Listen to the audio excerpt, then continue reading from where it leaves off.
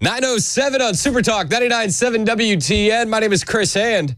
I'm just getting in. The 24, chaotic. 24 is chaotic. Not a huge fan. Yeah, definitely not a fan of 24. I was doing good right until the end. And then just boom, out of nowhere. Yeah.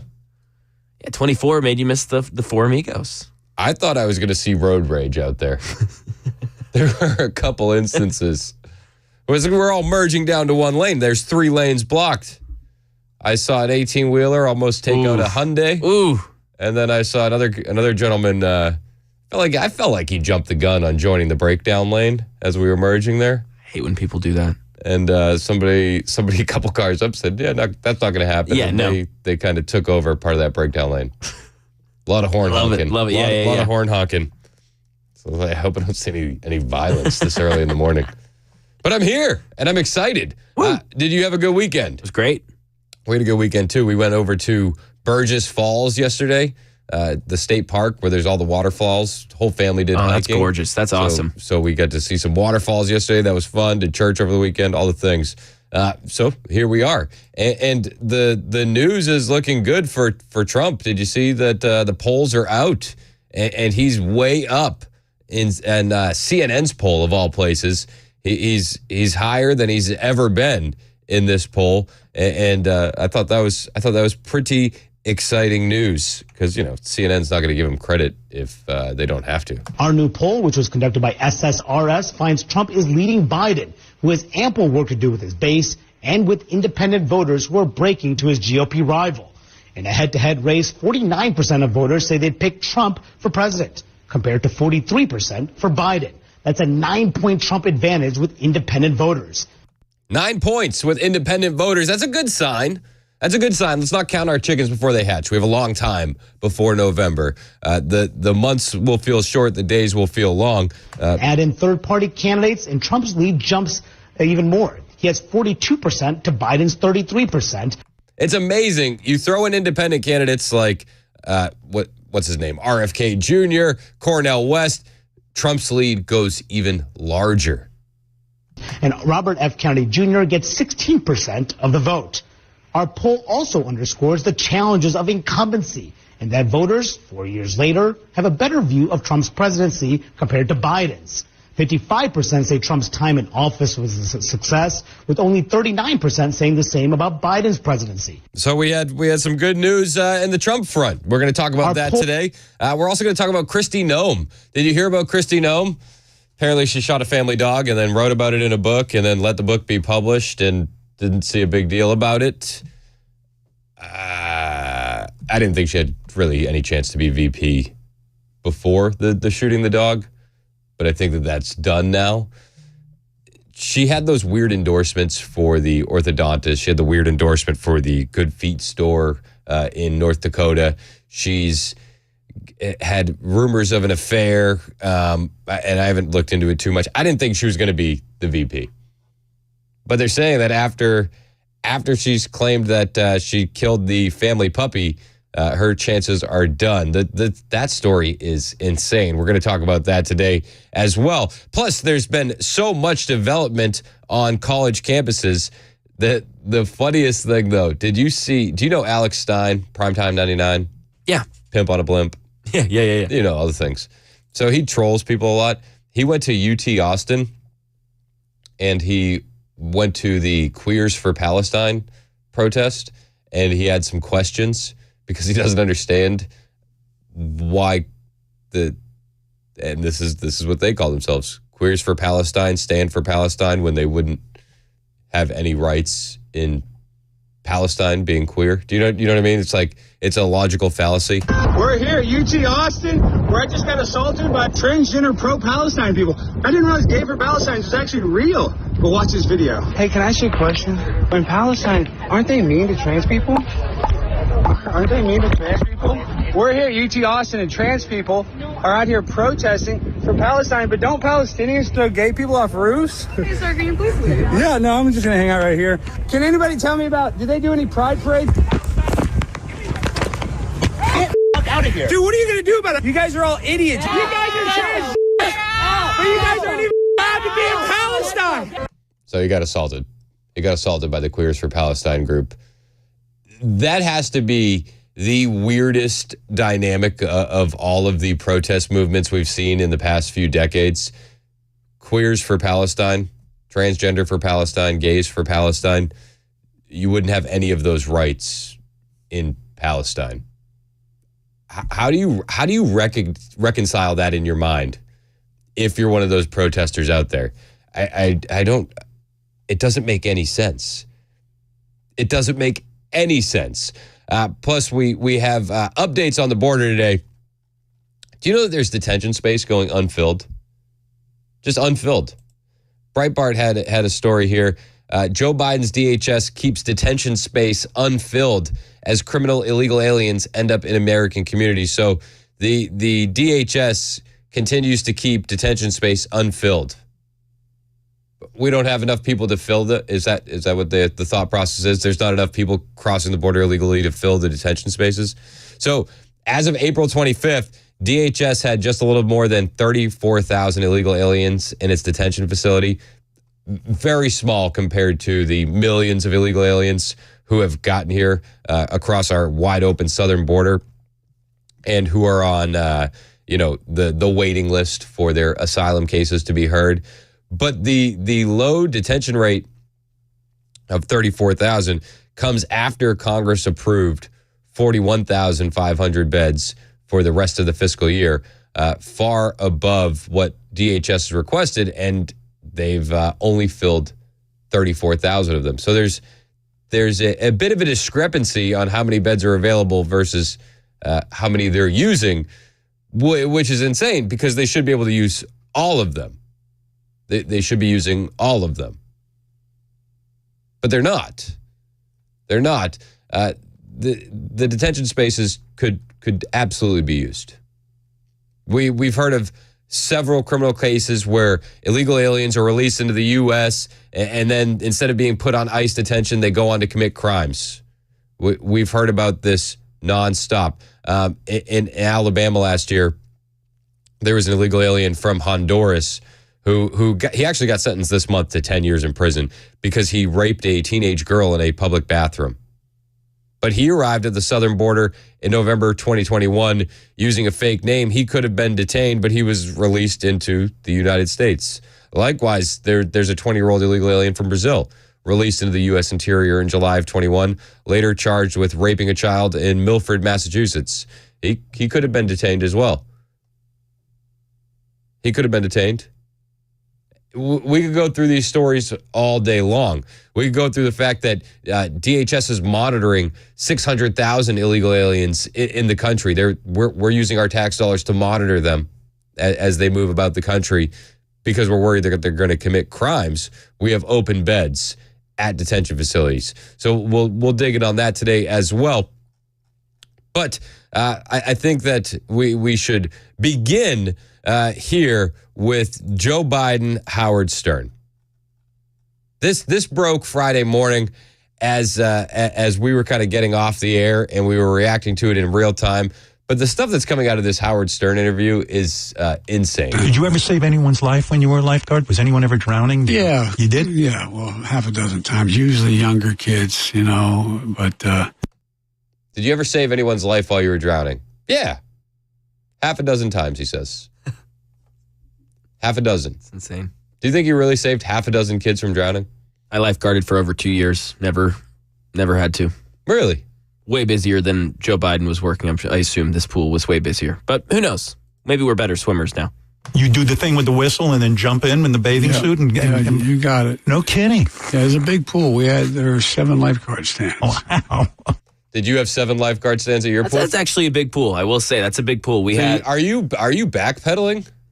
We had 7 over. We had 1, 2, probably 7 or 8, but that's between indoor and outdoor. So yeah, this is a big pool. I bet you they were all hell of an athlete too.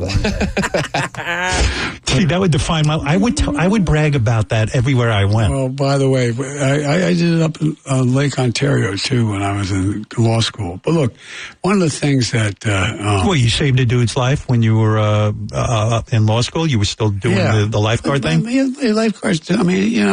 People just need help sometimes. It's not like it's so heroic. No, it's a calling, right? Once a lifeguard, always a lifeguard, right, Mac? Of course. If you saw somebody, pact, man. If you saw somebody in here drowning, you would jump in.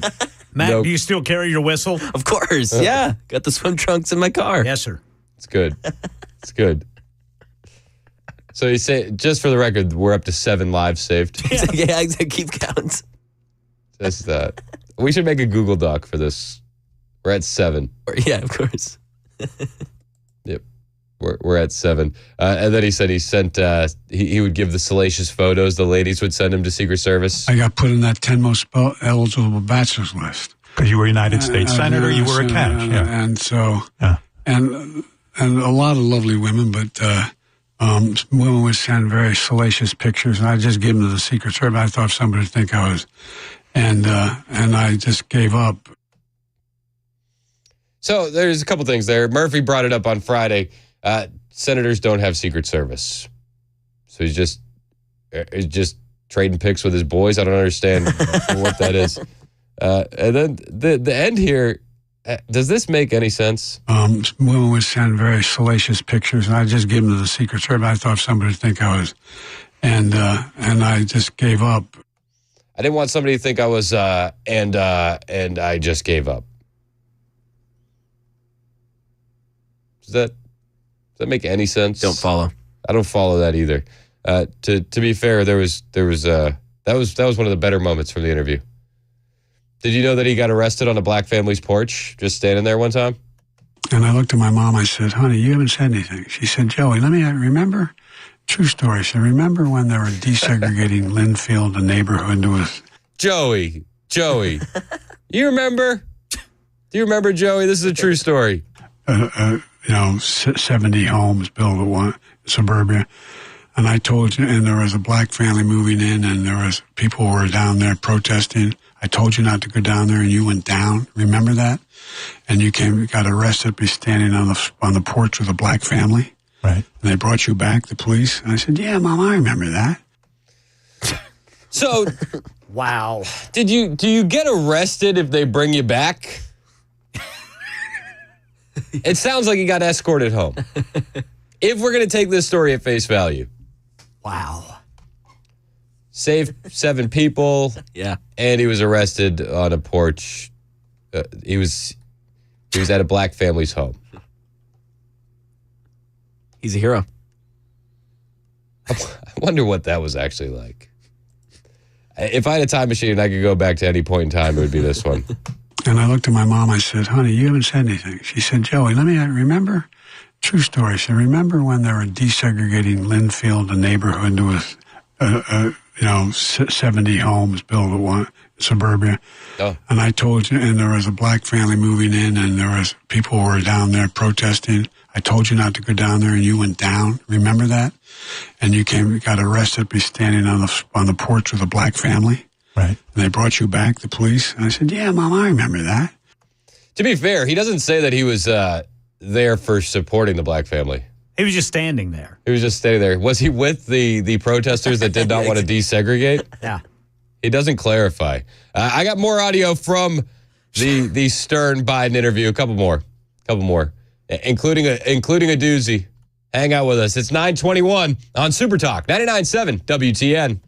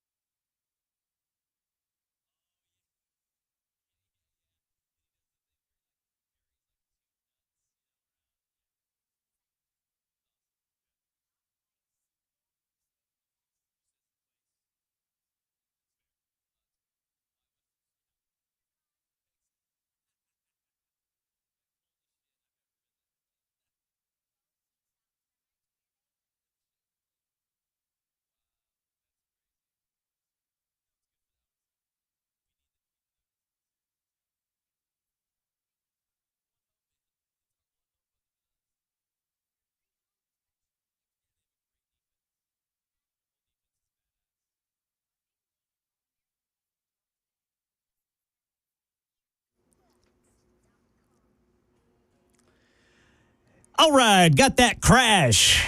They're on 24 going westbound right there at Murfreesboro Pike. That thing's backed up all the way to Haywood Lane. You've got the right lane blocked. So get over to the left as soon as possible to get things moving as fast as possible. A major automaker under federal investigation after a couple of deadly crashes. This story and more at 9:30 on Super Talk 99.7 WTN. Thank you, Ken Weaver. It's 9:27 on Super Talk. My name is Chris Hand. Find me on True Social, Twitter, Instagram, at Chris Hand on Air. Mac Morey's on Twitter as well. MacJMorey25. We were talking about this Joe Biden clip from the Howard Stern interview. And I looked at my mom. I said, honey, you haven't said anything. She said, Joey, remember? True story. She said, remember when they were desegregating Linfield, the neighborhood? There was, 70 homes built at one suburbia. And I told you, and there was a black family moving in, and there was people who were down there protesting. I told you not to go down there, and you went down. Remember that? And you got arrested by standing on the porch with a black family. Right. And they brought you back, the police. And I said, yeah, Mom, I remember that. Yeah, he remembers that. So it happened, right? Of course. A couple people on the Members Nutrition text line said, 0836 said, I think the black family had a swimming pool and Joe went down there to make sure nobody drowned. 8403 said the black family had Joe arrested for trespassing.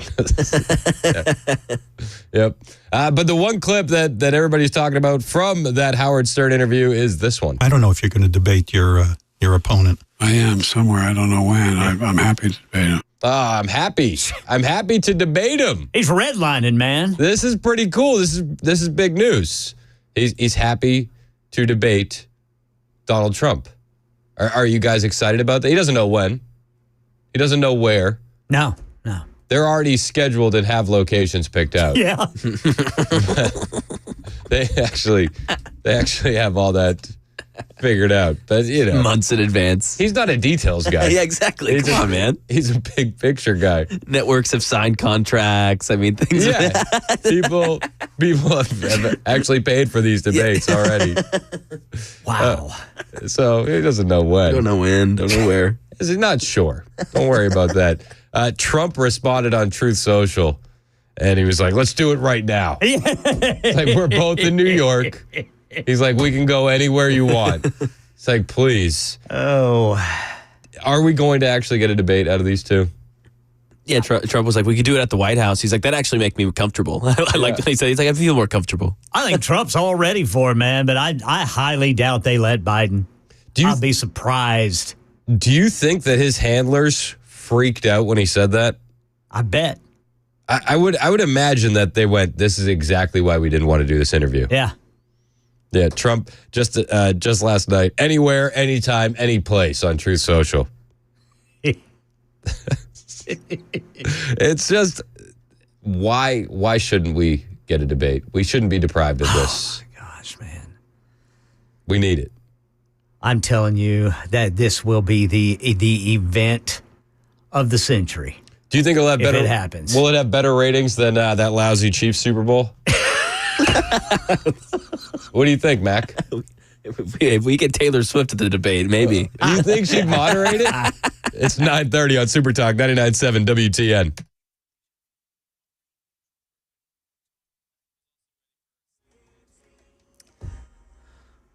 I'm Ken Weaver with your top stories. 24 westbound backed up from Murfreesboro Pike all the way to Haywood Lane because of a crash blocking the right lane.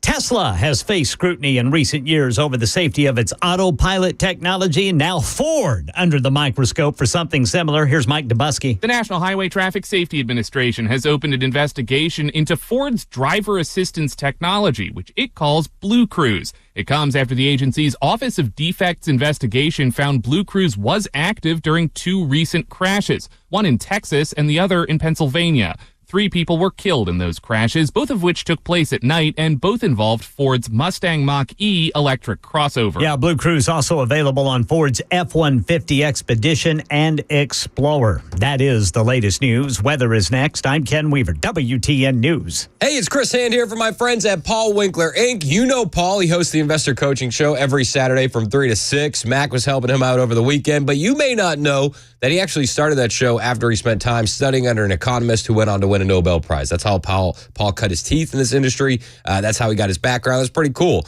He's also an avid collector of financial planning designations. He has up to 8 now. And my wife and I, we work with Paul. We heard him on WTN before I got my show here. We were learning from him and his show on WTN before I got my show here. So when I got here, his firm was the one I wanted to work with. And here's why. They hold themselves to the highest level of fiduciary status. As such, Paul wants to make sure I tell you I get paid every time I do these commercials. I respect the heck out of him for that. I love the transparency, and why not just be open about that? Also, Paul's team does nothing on commission. I think that's the biggest point I can make to you about Paul's team. Nothing is done on commission. That's huge because you can be sure when they're giving you advice for your financial future, it's for yours and not their paycheck because nothing is done on commission, and they'll educate you along the way so you never get that uneasy feeling of blind trust. That is so important. They'll look at your whole financial picture, come up with a plan for you because your financial picture is going to be unique to you. Then they'll help you make decisions. But it starts by setting up a 15-minute phone call. And you can set that up today online at paulwinkler.com. That's paulwinkler.com.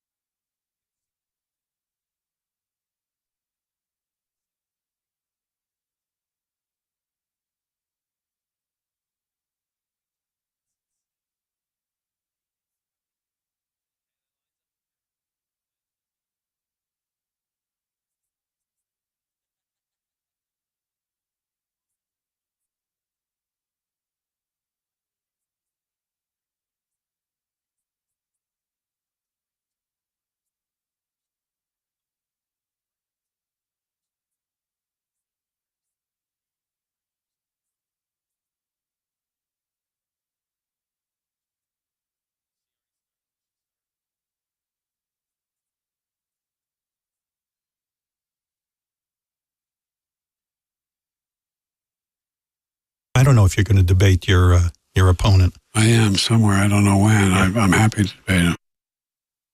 He's happy to. He just doesn't know where or when or how. He can barely contain himself. The Trump Truth Social post was one for the ages. He writes, letter to Joe. This is how it started. Letter to Joe, all caps. Letter to Joe. Dear Joe, now that you've committed to debate on the now dying Howard Stern show, no less, let's set it up right now. I'm ready to go anywhere that you are. We could do it in D.C., even pinpoint the White House, or in New York, when your radical left fascists are finished with your election interference against your political opponent, me. In any event, let's get it done. The people of our country deserve to know why you've allowed 15 million people, many from prisons and mental institutions, to invade our country at our now very open southern border, or why you want everybody to foolishly have in 5 years an electric car, which won't go far, is very expensive and will be made in China. He said the word China. Or why you're allowing energy prices to skyrocket, our economy to crash, and inflation to reach levels that we have never seen before. Maybe you have a reason for this, and you'll have a chance to talk about it. But let's get the debate going. The American people have the right to know. That was Donald Trump's response to that. Yeah. Let's go. Let's go. Let's do it, man. I think it would have better ratings than the Super Bowl. Dude, this thing would have better ratings than anything. Yep. So the Trump stuff is fascinating. What does Biden have during the debate? If you look at all the polls, it's not a good look. CBS had a poll where they said voters say that they'll be better off financially if Trump wins. We ask them now, okay, has it gotten better? And very few people say that it has. In fact, many say they feel it's gotten worse. And inflation. Listen to this guy's tone. It's like he's at a funeral reading a eulogy. Is the reason that they say that. But what's also interesting is we ask them, okay, look back to the economy during the Trump years. Mm-hmm. How do you remember it? And the majority say they remember it as being good. Because they forget about the pandemic. Well, they seem to be skipping over the pandemic, and that's exactly what that tells you in their memory of this. Should we not skip over the pandemic? A once-in-a-lifetime event. Hopefully once-in-a-lifetime event. You know, you never know. There could be another climate emergency that gets us locked down soon. But under Trump, pre-pandemic, the economy was booming. But it also explains now, when you ask them, okay, now let's look forward. They say they feel they'd be financially better off under Donald Trump. And that cuts directly to vote. And that is helping the former president. Yeah, that's helping the former president. It helps that Joe Biden has nothing to campaign on except for abortion, gun control, and what's the other one that he can? Oh, yeah, climate change. Trump is getting better poll numbers when it comes to gas exploration as well, because energy prices are going to dictate the economy, and people remember being energy independent under Trump. And we're seeing in our polling the perception that Donald Trump would be better, 49% of voters said, than Joe Biden, 33%, on these oil and gas exploration issues. Yeah, well, I mean, Joe doesn't even want to look. So, also, we're hearing over the weekend, Trump met with DeSantis in Florida, and Doug Burgum is moving up the VP shortlist. Could we see a Trump-DeSantis ticket? Activate hand gesture. Could anybody beat a Trump-DeSantis ticket? I don't know. I don't know. It's better than that guy. But that's a crazy question to even ask, though. What? DeSantis. Yeah. VP. Yeah, I mean, imagine thinking that, even conjuring that 2 or 3 months ago. I don't think that's going to happen. No. But they met. Trump met with his one-time opponent, Florida Governor Ron DeSantis, Sunday, with hopes that the two could mend their relationship.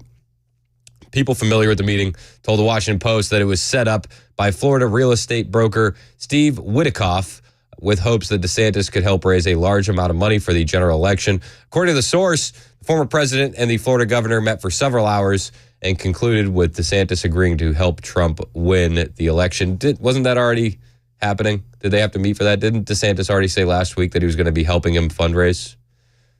I don't know. Trump and DeSantis obviously have had their issues. They had the rift which happened when DeSantis decided to run for president. DeSantis has since endorsed Trump when he dropped out of the race, but he's not really stepped in to help bigly. You know what I mean? He kind of sneak dissed him a couple times. He's kind of stayed out of it, gotten back to being Florida's governor, which is great for Florida, great for the country. He's a good governor. But DeSantis helping the campaign raise money could be awesome, could be huge. It's needed. We see how much money the Democrats raise at all their grassroots events. So we need to do that as well. And they met for a long time on Sunday. Long time. Another former candidate, North Dakota Governor Doug Burgum, also revealed that he's going to assist in Trump's campaign. And Jack Posobiec noted that it looks like, Doug Burgum is going after something. He wants the VP spot. Would Doug Burgum be a good VP? He's smooth. He's smart. I don't know if he tops J.D. Vance or Sarah Huckabee Sanders in my book. Not even close, to be perfectly honest with you. He's definitely more attractive than Kristi Noem currently is. Kristi Noem, I don't understand what she's doing to her political career, but she wrote a book and defended killing a family puppy. Now, I'm not a farmer. You got to make tough decisions on farms. This one isn't a good look. Yeah, it's rough. And to write about it. Yeah. And then it get past the editors, and then you still publish it, and then you go out and defend it. You're like bringing a light to it. Yeah. So she's defending this. She's calling it a hard and painful decision to shoot her 14-month-old hunting dog, Cricket. So was this a story before her book? I'm sorry. Did she? So I think that this has been a story before, but this is like rehashed because this book is coming out. Okay. So she made the eyebrow raising revelations in her upcoming book. There's a sample of the book out that people have read. So she's responsible for that. She put herself on blast. Yeah, exactly. She put herself on blast. She's saying that she shot her 14-month-old hunting dog. Maybe rehome the dog. Whoa. Bring him to a shelter. Whoa. I don't know. I'm not going to shoot a dog. I understand if the dog isn't a good fit on the farm. She said she put a Facebook post out on Sunday afternoon. I can understand why some people are upset about a 20-year-old story of Cricket, one of the many working dogs at our ranch. The fact is, and this is where it gets like tough for pet people, because she's gonna use the law to defend herself shooting her dog. The fact is, South Dakota law states that dogs who attack and kill livestock can be put down. Given that Cricket had shown aggressive behavior toward people by biting them, I decided what I did. So she's like, deal with it. Deal with it. Is this a bigger scandal than Mitt Romney's dog on the roof? I forgot. Do you remember that? Of course. I love hot dogs. Yep. Mitt. So in this book, Governor Noem writes about shooting dead a less than worthless wire hair pointer puppy that she said she hated, punctuating the story with the heartbreaking detail that her daughter Kennedy looked around confused when she came home from school that day saying, "Hey, where's Cricket?" Oh. This keeps getting worse.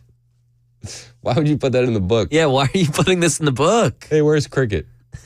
This is so sad.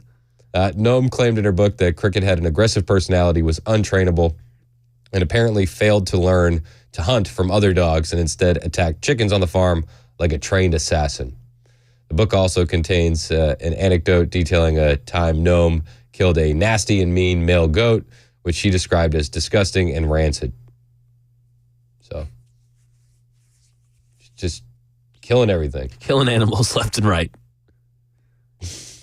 Yeah, like you said, I don't know the first thing about farming. And I'm not a farmer. Yeah. And I'm sure there's farmers out there that are like, no, you got to do it. Yeah, justified, whatever. But to detail it in a book. Exactly. And then include, like, you're trying to be VP. You're a politician.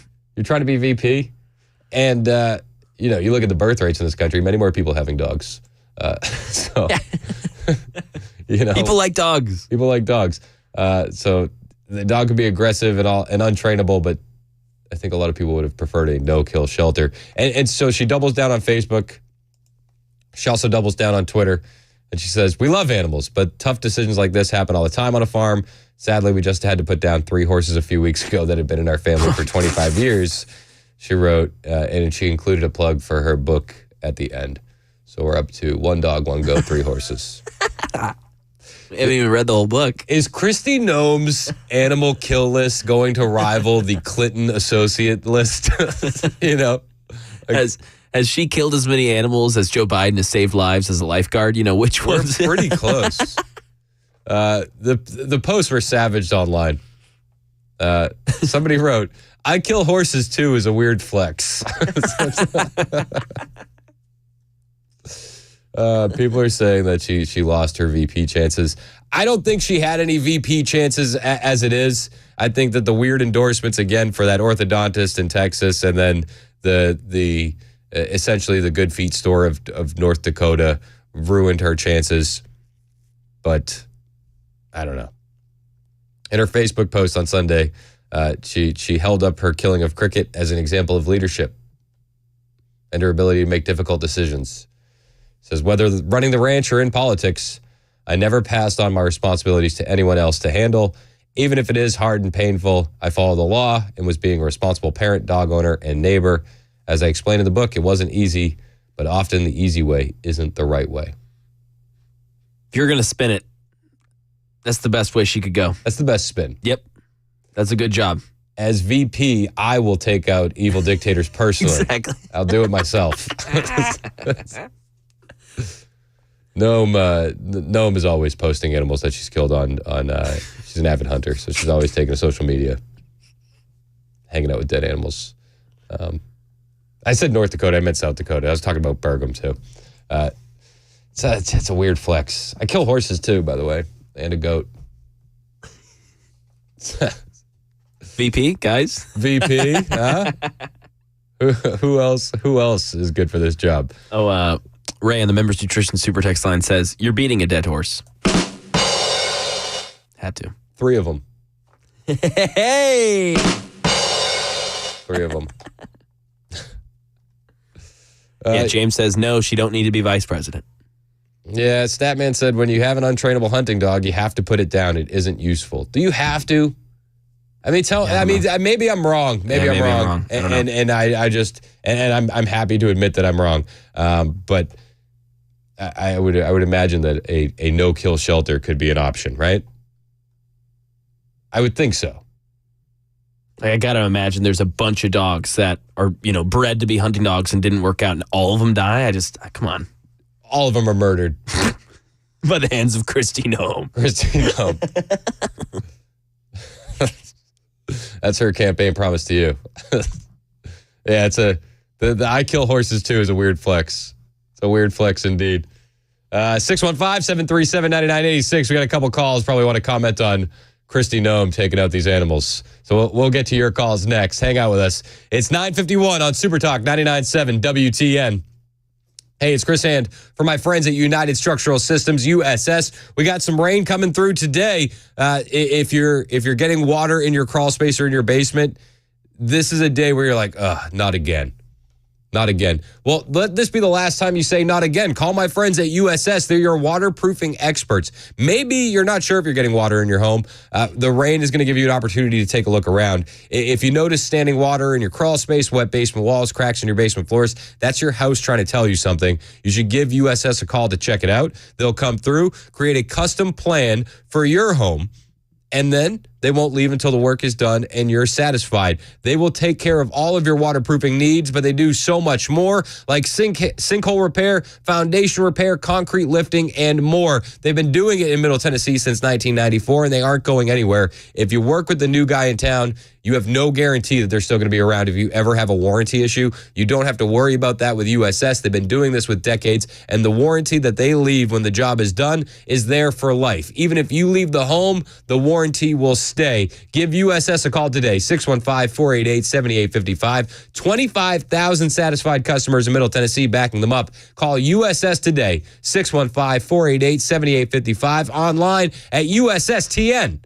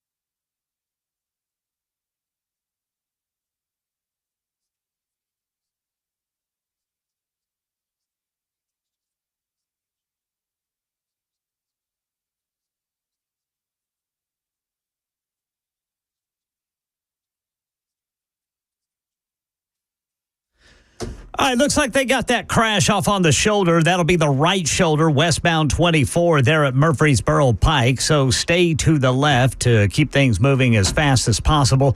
Still waiting for an official cause of death to one of the runners during Saturday's marathon, but we do have a little more information. Coming up at 10, we'll share it with you on Super Talk 99.7 WTN. Thank you, Ken Weaver. It is Super Talk 99.7 WTN. We're talking about Kristi Noem shooting dogs. 8026 said, thanks for keeping up the great job of picking off the viable conservative candidates. Enjoyable as it sounds to you and great laughs. So much easier to turn off the station. What did I do? I don't know, man. I didn't write Kristi Noem's book. No. Am I supposed to like every conservative candidate? I'm saying. That's what that text sounds like. Every conservative candidate. Got to support. But a lot of our conservative candidates are trash. Should I not say that they're trash when they're trash? Don't. And I'm not even calling Kristi Noem trash. I'm just saying, listen, this is the headline. It's going to hurt your VP chances. Yep. Plain and simple. Being realistic. Be honest with yourself. Who trusted this to happen? Like, who let this happen on your team? And if you want to know who I think should be VP, listen, I'm picking off viable conservative candidates. I like J.D. Vance. I like Sarah Huckabee Sanders. This is a guy that I think could be VP. J.D. Vance. And some of the very people who shipped America's manufacturing base overseas to China in the first place, who weakened our ability to manufacture our own weapons, are now the same people who saying we can get involved in 3 wars at once. The math doesn't make sense. We're stretched too thin. We've got to focus. And the last point I'll make on this is if we focus on East Asia, if we focus on containing the Chinese, the Europeans can step up in Europe. Germany still, after Donald Trump demanded it, still doesn't spend 2% of GDP on defense. A lot of the NATO countries have allowed their own industrial might to atrophy. So why are Americans subsidizing European security? We should be focused on our own problems, and that's mostly China. That's a good VP candidate. Frank, Billy, Ike, I'll get to your calls next on Super Talk 99.7 WTN.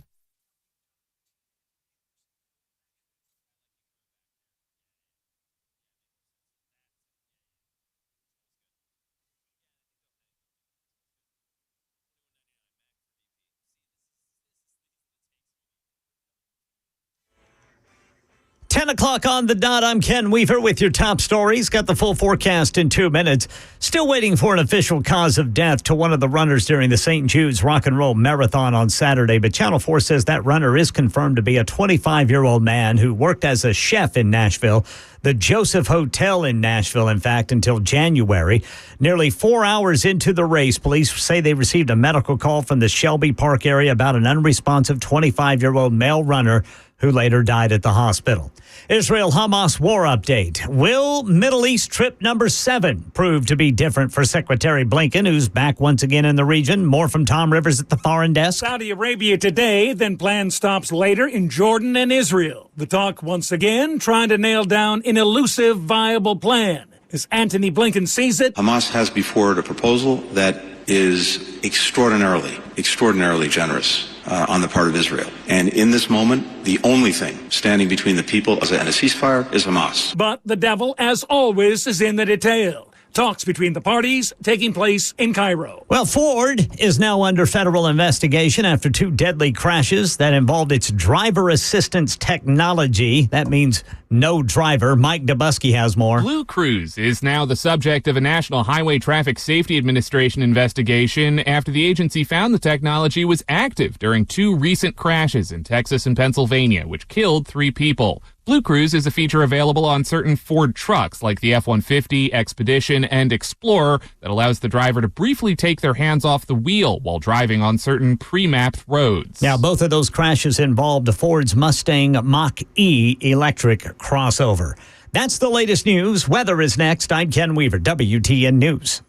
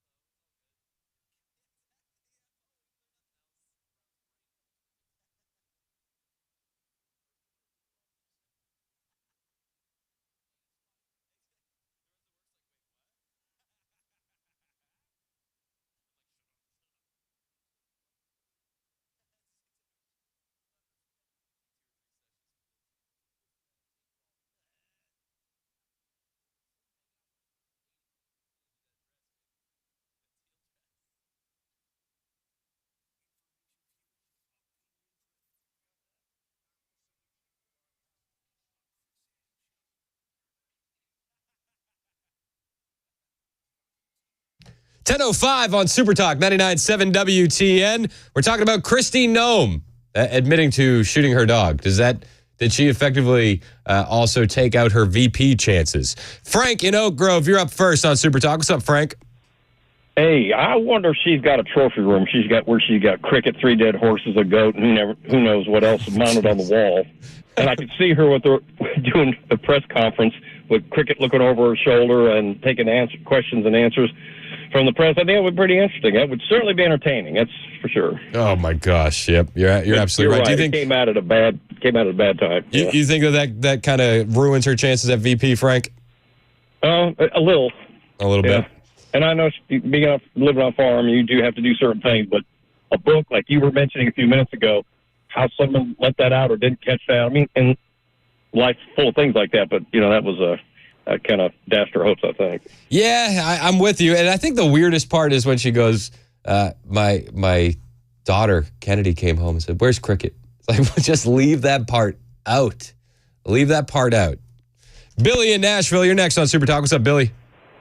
Well, I grew up in a rural area here in Middle Tennessee, and I even had to put one of my own dogs down one time back. No vets close or anything like that. Got bit by a rattlesnake. Also, as I was growing up, if we had dogs or animals that would chase the neighbor's cattle or got a taste of blood in their mouth from getting after some of the livestock or some of our own livestock, we would have to put them down. I don't think this hurt her chances. It's just the way things were and the way things are in rural America growing up. A lot of this stuff coming in where the cities and people and subdivisions are encroaching upon the rural areas. Just like now, I have a lot of land, but because of the leash laws in the state of Tennessee where I can't afford to fence in my whole farm, I have to keep my dogs on a chain or a long cable in the backyard, a run cable, unless we can get them off and walk them. And that's not right for them. When we were growing up and everything, our dogs were allowed to run free, and our animals were still allowed to run free. Cats can still run free, but not dogs. But anyway, it's just, I don't think it's hurt her. I think people in the true red areas of the country know how things are in rural areas and know how life is and expectancy of the animals and stuff like that. I don't think it's going to hurt her chances at all. As a matter of fact, I know it happened and she put it in her book, but there's nothing wrong with what happened. No, I don't think there's anything wrong with what happened. And I don't think she's going to lose any support in those rural areas where she already has support. I just think that those middle of the ground voters, the independents, the moderates, if you will, are going to look at that and go, yuck. Those are the people that aren't true conservatives that they need to step up and realize how life is and how certain things are in life that you have to. Yeah, I mean, I understand where you're coming from too, but we do need to win an election. If that's the only thing that keeps her from being the vice president, that's sorry. And what you said earlier about maybe to make the foreign leaders wonder if she'll take them out, that wouldn't bother me if they thought that either. Appreciate the call, Billy. Thanks so much. Bye. Let's go to Ike in Lawrenceburg. Ike, you're next on Super Talk. What's up, man? Hey, man, I agree with so much of what you say, but I think you got caught off base here a little bit. You use the word aggressive. You use the word untrainable. Let's change it from a dog to pedophiles. If you had an opportunity to put a pedophile down, would you? Yeah, I sure would. Yeah. I don't know that I'd write about it, put it in a book, but I think she put herself on the spot and was saying, hey, look, I'm not scared of tough decisions. And those that own cattle or own chickens or whatever, you don't want them destroyed by a dog. And once they start, they'll never quit. Yeah, I mean, listen, I'm not a farmer. I don't understand that, and I'm sure that there are situations where you do have to do that. I just think that it's a bad look to put it in a book when you're trying to. I mean, right? I think we can all agree she's trying to be the VP, right? I'm not sure she is or not, but I think she's tough. I think there's others that I'd pick before her, though. Hey, me and you both. I like, and I appreciate the call, Ike. I like J.D. Vance and Sarah Huckabee Sanders. Marie in Nashville, you're next on Super Talk. What's up, Marie? Yeah, hi, Chris. Love your show. Okay, this is, I think, this is where people are misunderstanding.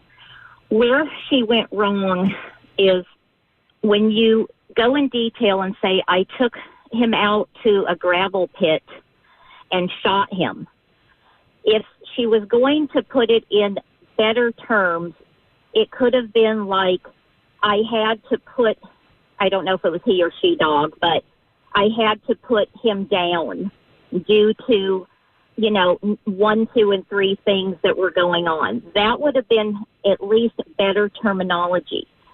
And then to say, and I killed a goat. So 2 times she is saying the word, killed, shot. Therefore, that just comes across harsh. And you're so right. She is a liability for President Trump now.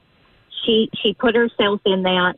The wording was wrong. I understand farmers and the whole thing, but the wording of the detail of I took him out to the gravel pit, shot him.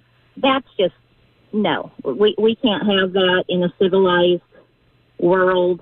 And you're right. She may be a good person, and she may be good for that part of the country that they do that, but she's lost credibility, definitely, and she is a liability for him, and that's all I have to say. Hey, appreciate your call, and I hear you. It's like I say to my kids all the time, it's not what you say, it's how you say it. Bingo. If you said we had an aggressive, untrained dog who was going after livestock and I had to take, matters into my own hands and we had to put the dog down and it was heartbreaking, I think that gets completely accepted by mainstream. But when you say I had to kill the dog, I'd shoot the dog in a gravel pit, it's not as smooth and it sounds a little bit cruel.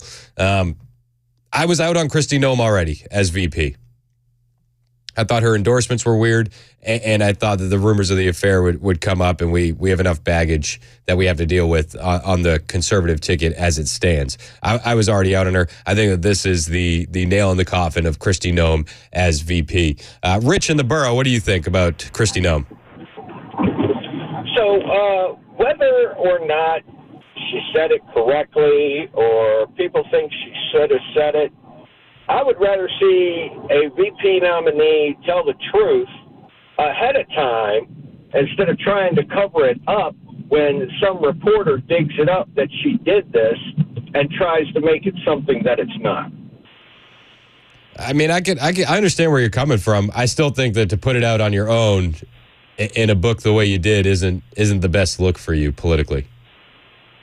It's got to come out some way, because the leftist media is going to find it, and then they're going to bring it out that, she just slaughters animals at random. Yeah, I mean, I don't know if this one would have come out. And I also, if a leftist reporter said she slaughters animals at random, you could come back and say, I have a farm. This is things that we have to deal with. I think that would have been a lot easier than this way. Didn't this happen like 20 years ago? Yeah, it was like 20-year-old story. Yeah, find me a no-kill shelter 20 years ago. Fair enough.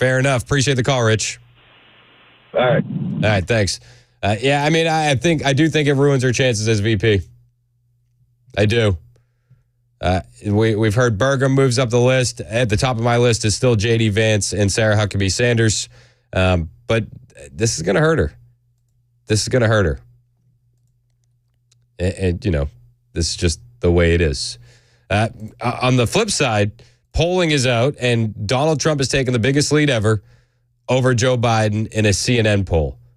And then when you add in third-party candidates, he's up even larger. So he's opened his biggest lead ever. He has a 6-point advantage over Biden in their CNN poll. So 49-43.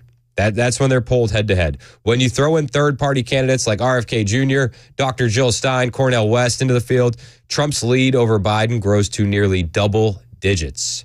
In that multi-candidate scenario, Trump is at 42, Biden is down at 33, Kennedy is at 16, West at 4, Stein at 3. So that's a 9-point lead for Trump nationally, which is a huge, huge lead. And it flies in the face of everybody saying, well, RFK is going to hurt Trump more than he's going to hurt Biden. It doesn't look that way. +6 head-to-head, +9 with third-party candidates. Trump is light years ahead currently. The CNN SSRS poll was conducted from April 18th to April 23rd, fairly recent, and they surveyed 1,200 Americans, including 967 registered voters. They say they have a margin of error of 3.4% in the full sample and 3.8% among registered voters. The numbers for the presidential race are from the registered voters sample. CNN, in its story about the poll, they find that most Americans look back on Trump's presidency positively, and they look at Biden's presidency negatively.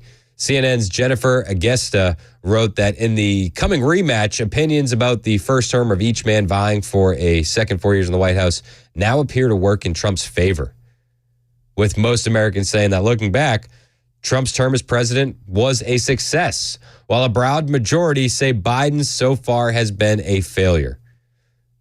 55% of all Americans say they now see Trump's presidency as a success. 55%. In a January 2021 poll taken just before Trump left office, right? So days after the January 6th, 55% considered his time as president as a failure.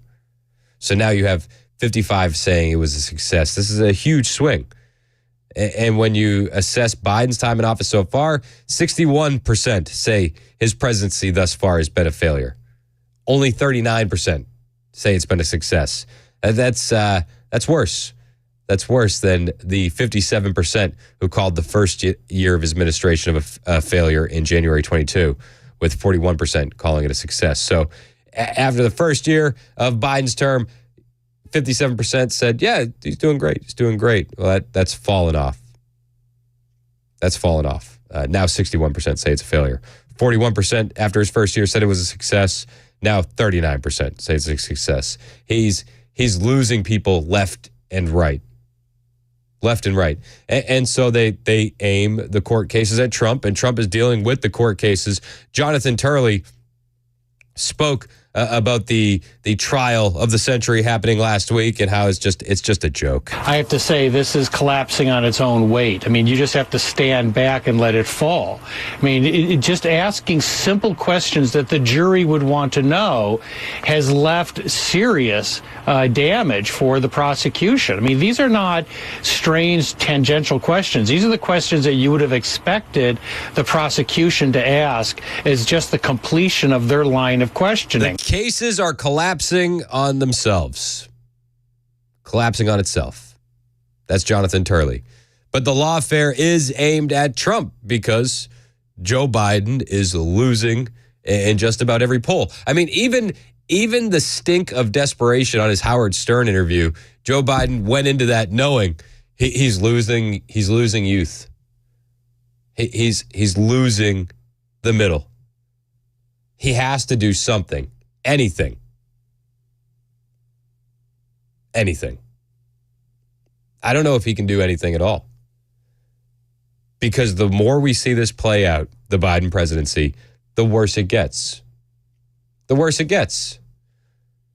From the protests on college campuses to the polling, it keeps getting worse for Joe Biden. Oh, and in that poll, the CNN poll, they said that when you throw in the independent candidates, you know, Trump's lead goes up even more. Well, they put in Jill Stein in that poll. Do you know that she was arrested at one of these Gaza camp protests? Jill Stein. Wow.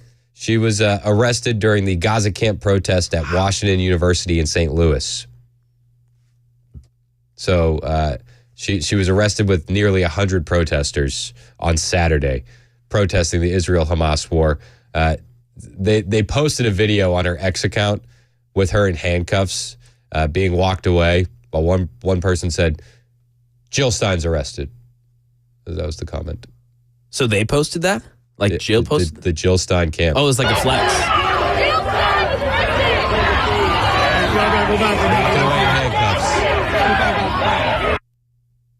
That's her Nelson Mandela moment.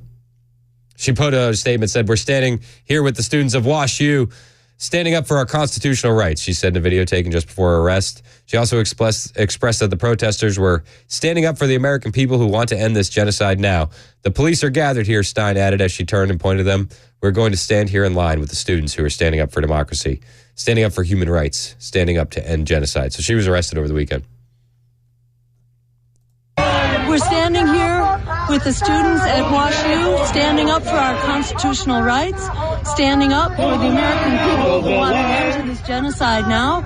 And the police are gathered here, and we're going to stand here in line with the students who are standing up for democracy, standing up for human rights, standing up to end genocide. Thank you so much. That's Jill Stein, right before she was arrested. Do you think that that's good political maneuvering? Not in my household, not in my neighborhood. I don't know. I mean, nobody really knows who she is, right?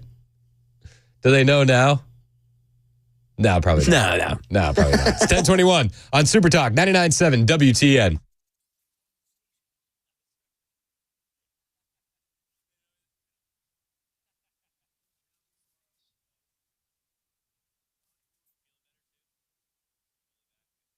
The guaranteed offer is the easiest way to sell your home.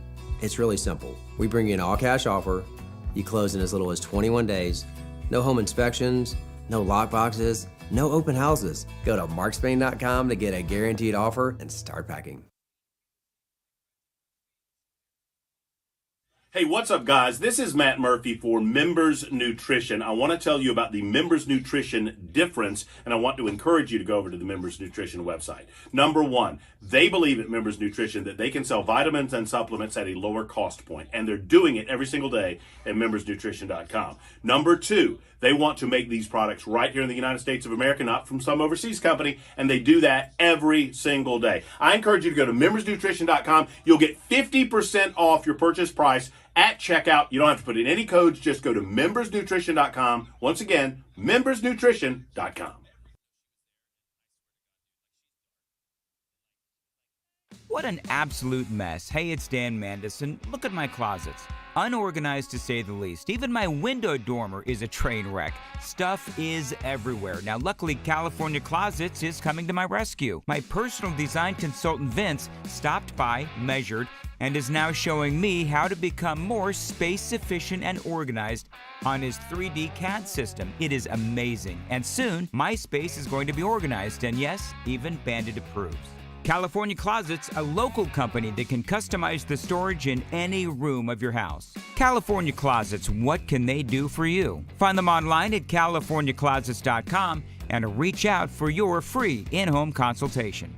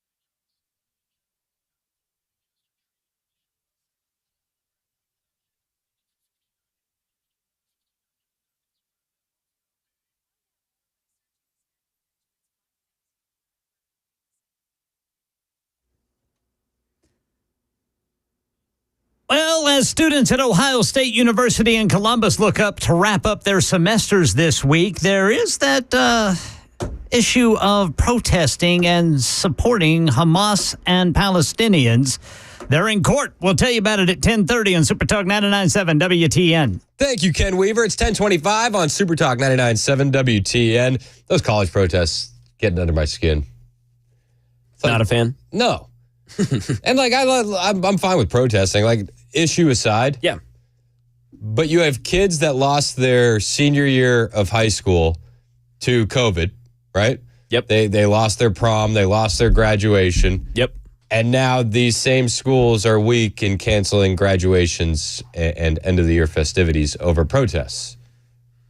Grow a spine. Yeah, that graduation cancellations, dude, that is so soft. Seriously. That is so soft. It's a huge moment, man. Yeah. A lot of time, a lot of work, a lot of money. That's BS. You're right. College is a scam. Let's go to the distinguished gentleman, Calvin. Felt like that was pretty close to what you were saying. Fair enough. That was like, you were close to that. Let's get to our distinguished gentleman. We can. College is a scam. Calvin in Lebanon, you're next on Super Talk. What's up, Calvin? Hey, Chris. What's up, My man? dad was born and raised on a farm. He had to work it.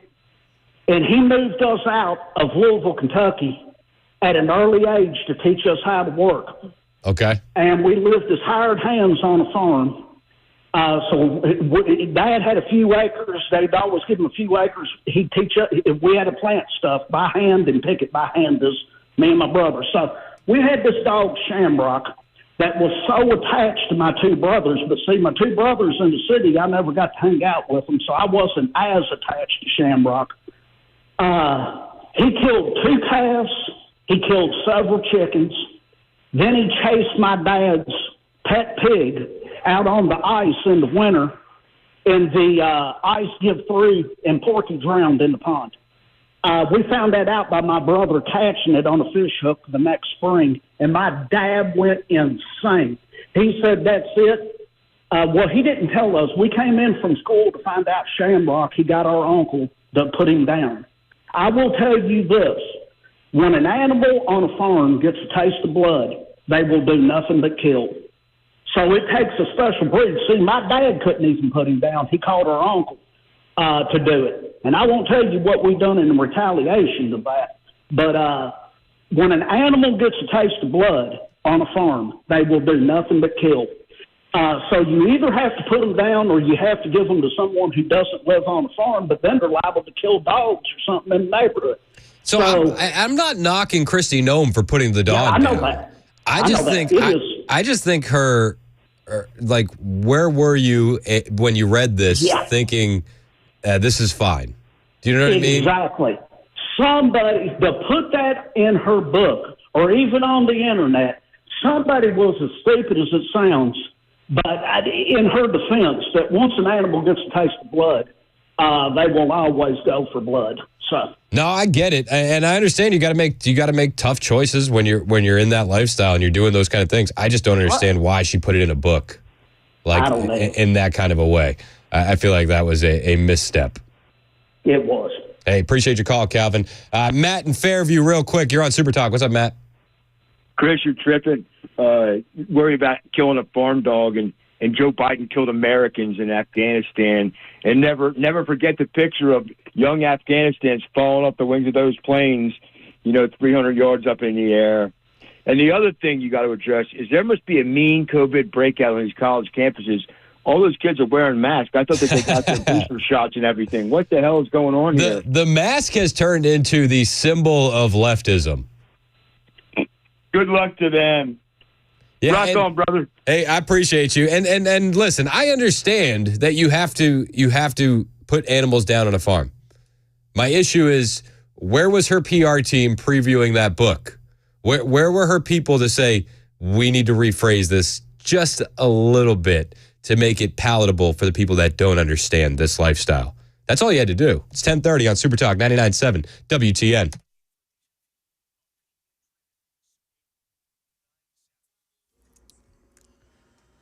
I'm Ken Weaver with your top stories, tracking the potential for some showers, possibly thunderstorms and very heavy rain during the full forecast in 2 minutes. Well, as students at Ohio State University in Columbus look to wrap up their semesters this week, dozens of protesters arrested during last week's demonstration. We'll also see their court cases move forward this week. Alice Prechet is on campus. We actually did have several arrests, at least 35 people arrested. Several of them we've learned actually are students. And so some of those are actually going to be going before a court later on today. We're expecting arraignments for others on Wednesday. Right now in Nashville, Channel 4 says Vanderbilt University police officers arrested a man after a nurse accused him of touching her and saying inappropriate things while she sat in a waiting room at Vanderbilt Medical Center. The arrest affidavit says the suspect, Justin Brooks, admitted to everything except kissing the nurse's forehead or touching her stomach. That's the latest news. Weather is next. I'm Ken Weaver, WTN News.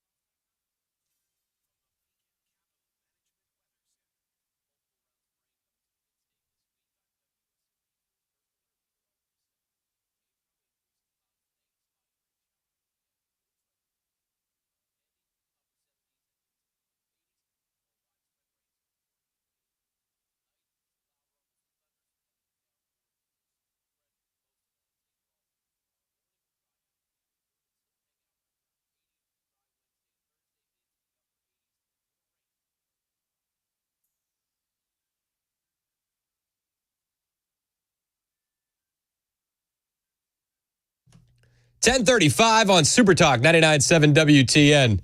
We were talking about Kristi Noem and, how she shot that dog and the goat and 3 horses. Who's counting?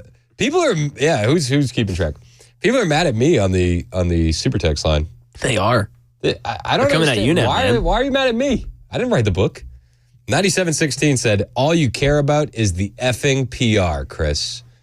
Yeah, I mean, geez, we're just trying to win a national election exactly. here. In, less than 6 months? Yeah, this is not a monumental time in our nation's history, Chris, okay? It's not the most important election of our lifetime. Right? Nope. So just chill. Yeah. About the PR. You're right.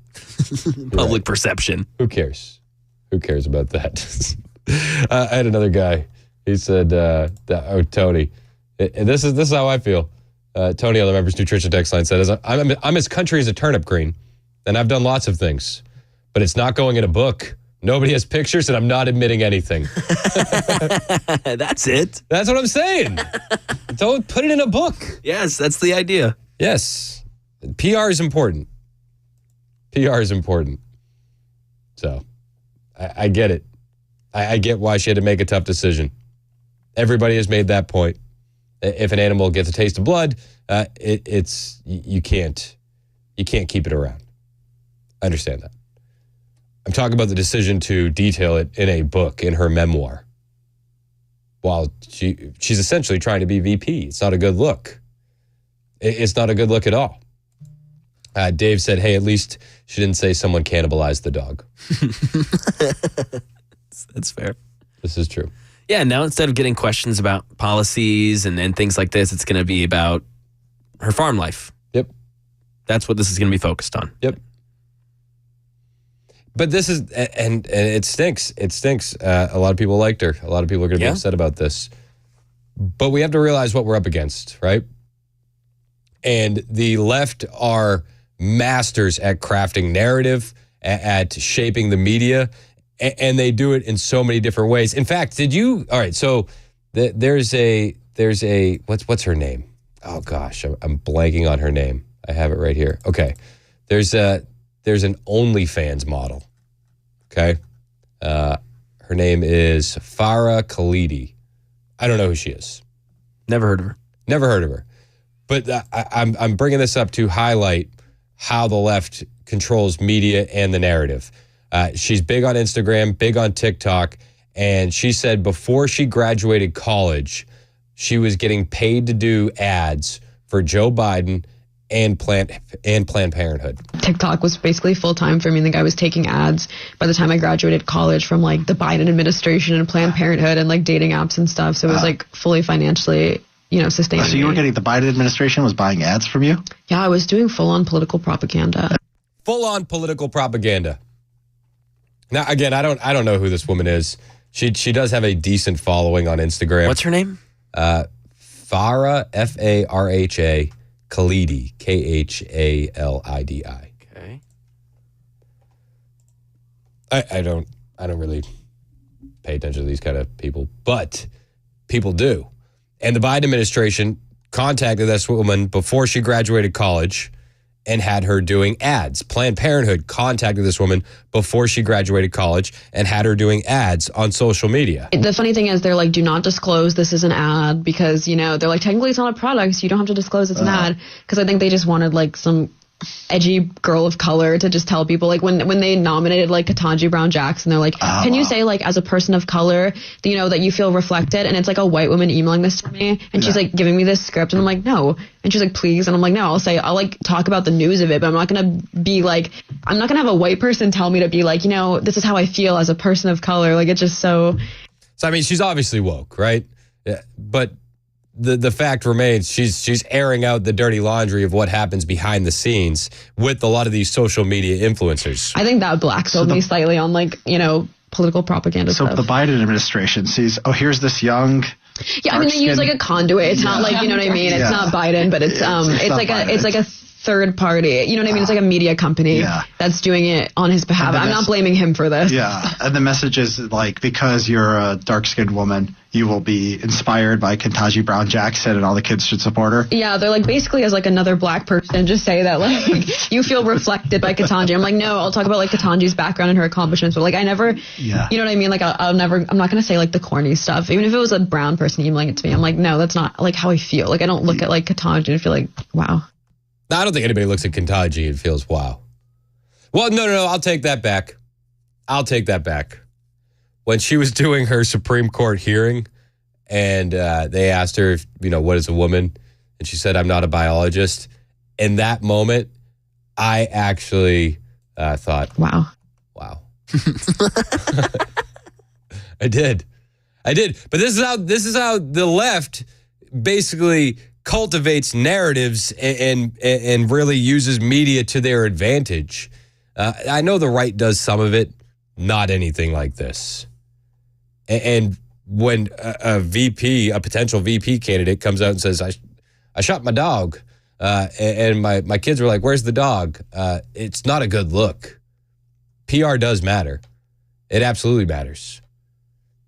I mean, if it didn't matter, why is Kamala Harris going on Drew Barrymore's show? People still got to get used to this, right? I mean, my staff, for example, sometimes they'll show me little things that just amuse me. Like, apparently, some people love to talk about the way I laugh. Oh, yes. Okay. I love your laugh. I love your laugh, says Drew Barrymore.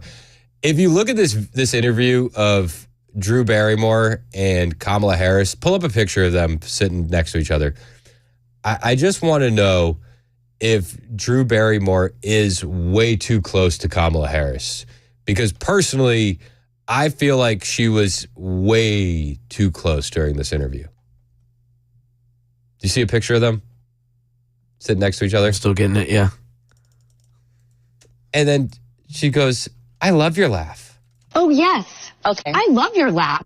I love your laugh. Oh, wow.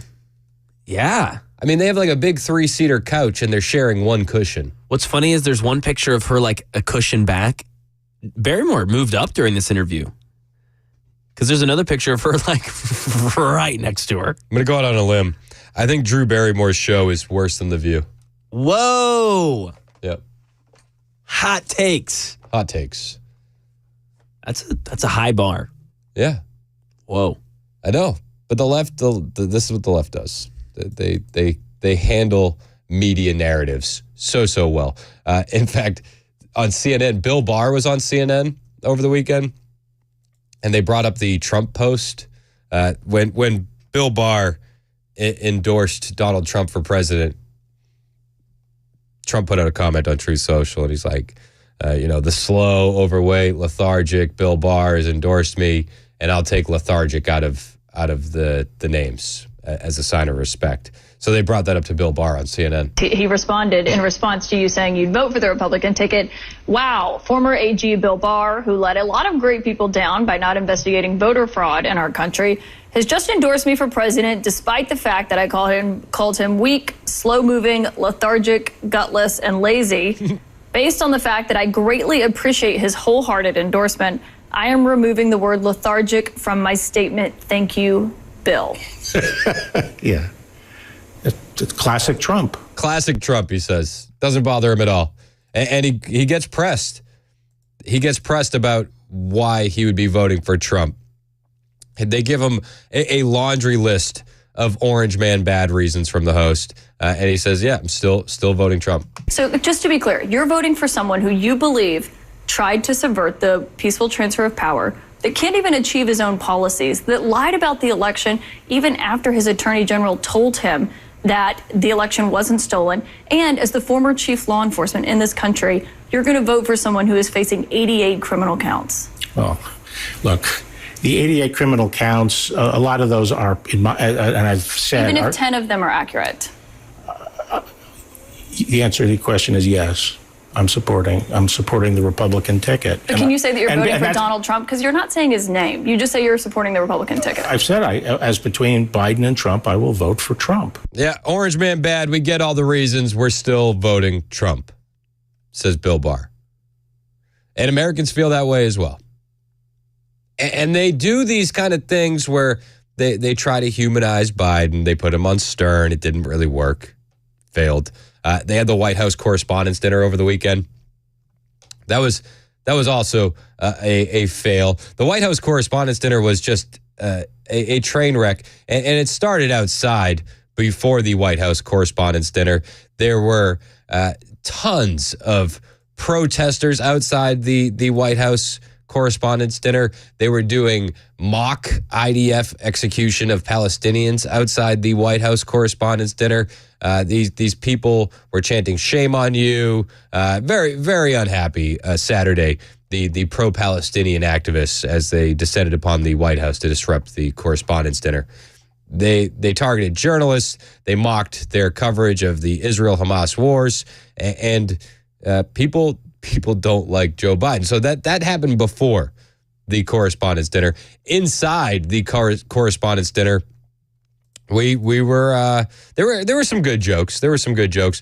Biden, though, I don't understand what his thought process was here. He was joking about the banana republic status of the country and how they're going after his political opponent. I had a great stretch since the State of the Union, but Donald has had a few tough days lately. You might call it stormy weather. Oh. What the hell? I mean, it's not that funny. It's kind of low-hanging fruit, easy. Oh well, all right. He had more jokes. He joked about the lack of media availability and a New York Times article. Some of you complain that I don't take enough of your questions. No comment. Of course, the New York Times issued a statement blasting me for, quote, active and effectively avoiding independent journalists. Hey, if that's what it takes to get the New York Times to say I'm active and effective, I'm for it. It's actually, I'll give it to Joe. That's a funny joke. It's a funny joke. But I think that the underlying issue here is that a leftist rag of a newspaper, the New York Times, wrote an article saying you don't give any media availability. And it's not a good look. And they roasted him. The New York Times complained about this, his lack of media availability. They put this out and slammed Biden on Friday over his unwillingness to participate in interviews. They say that Biden has effectively avoided more questions than all of his predecessors. The press release from the New York Times said a statement from the New York Times on presidential news coverage. It said that Biden should sit down with major independent news organizations that millions of Americans rely on to understand their government. The Times said it's imperative in order to hold the president accountable. For anyone who understands the role of a free press in a democracy, it should be troubling that President Biden has so actively and effectively avoided questions from independent journalists during this time. The president occupies the most important office in our nation, and the press plays a vital role in providing insights into his thinking and worldview, allowing the public to assess his record and hold him to account. That's what the New York Times wrote. They went on to say Mr. Biden has granted far fewer press conferences and sit-down interviews with independent journalists than virtually all of his predecessors. It is true that the Times has sought an on-the-record interview with Mr. Biden, as it has done with all presidents going back more than a century. If the president chooses not to sit down with the Times because he dislikes our independent coverage, is it independent? That's his right. We will continue to cover him fully and fairly either way, the paper continued. However, in meetings with Vice President Harris and other administration officials, the publisher of the Times focused instead on a higher principle that systematically avoiding interviews and questions from major news organizations doesn't just undermine an important norm, it also establishes a dangerous precedent that future presidents can use to avoid scrutiny and accountability. That's why we repeatedly urge the White House to have the president sit down with the Washington Post, the Wall Street Journal, Reuters, CNN, and other major independent news organizations that millions of Americans rely on to understand the government, the Times concluded. So the Times are very upset that Joe Biden doesn't give interviews. And the Times is very left-leaning. They went after Trump as hard as they could. I think the most shocking thing here is that, Joe, you've lost the New York Times, a place that would give you essentially softball interviews. This joke was funny, though. The New York Times issued a statement blasting me for, quote, active and effectively avoiding independent journalists. Hey, if that's what it takes to get the New York Times to say I'm active and effective, I'm for it. I think it's funny. I thought That's pretty good. I thought that was pretty good. Hey, you got to laugh. Yeah, you have to. You have to. No, he had a couple good decent lines. Yeah, I wonder who wrote these for him. Well, of course, he's not writing it. Yeah. No. He also pushed the bloodbath hoax while he was there. And he promised a bloodbath when he loses again. We have to take this seriously. Voters take it serious. Voters take it serious. The host of the evening also had some pretty good zingers. Colin Yost, Weekend Update anchor. Not Michael Shea, the white guy. My Weekend Update co-anchor, Michael Shea, was going to join me here tonight, but in solidarity with President Biden, I decided to lose all my black support. I don't know how they let him get away with that one. I don't know. Even the crowd, they're like, we don't know what to do with this. That was great. We don't know what to do with this. It's 10:51 on Super Talk 99.7 WTN.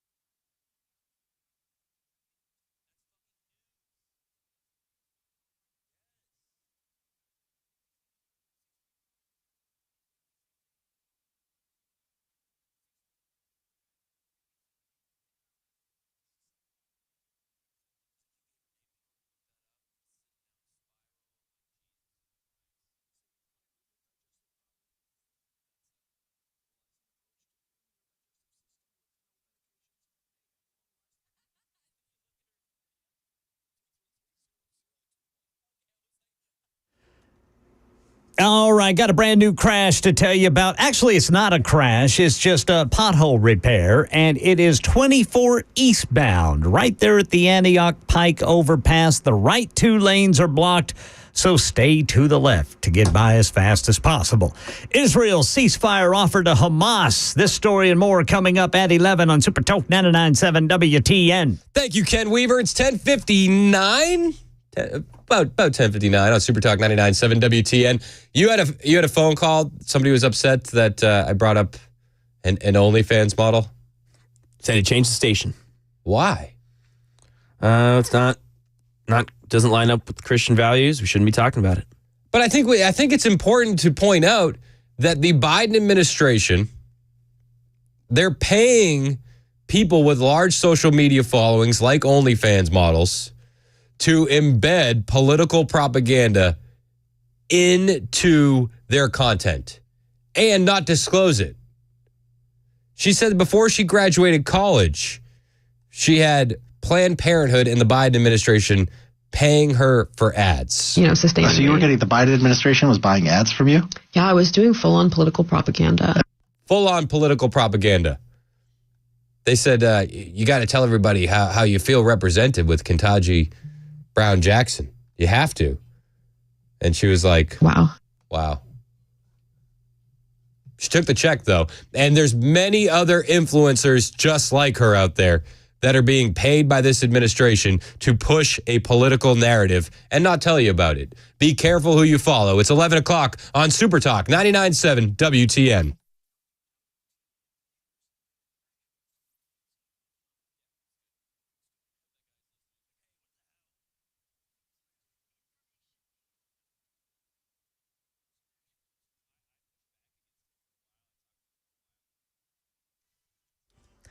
Eleven o'clock on the dot. I'm Ken Weaver with your top stories. Going to talk about the off and on rain that may be on our way. Full forecast in 2 minutes.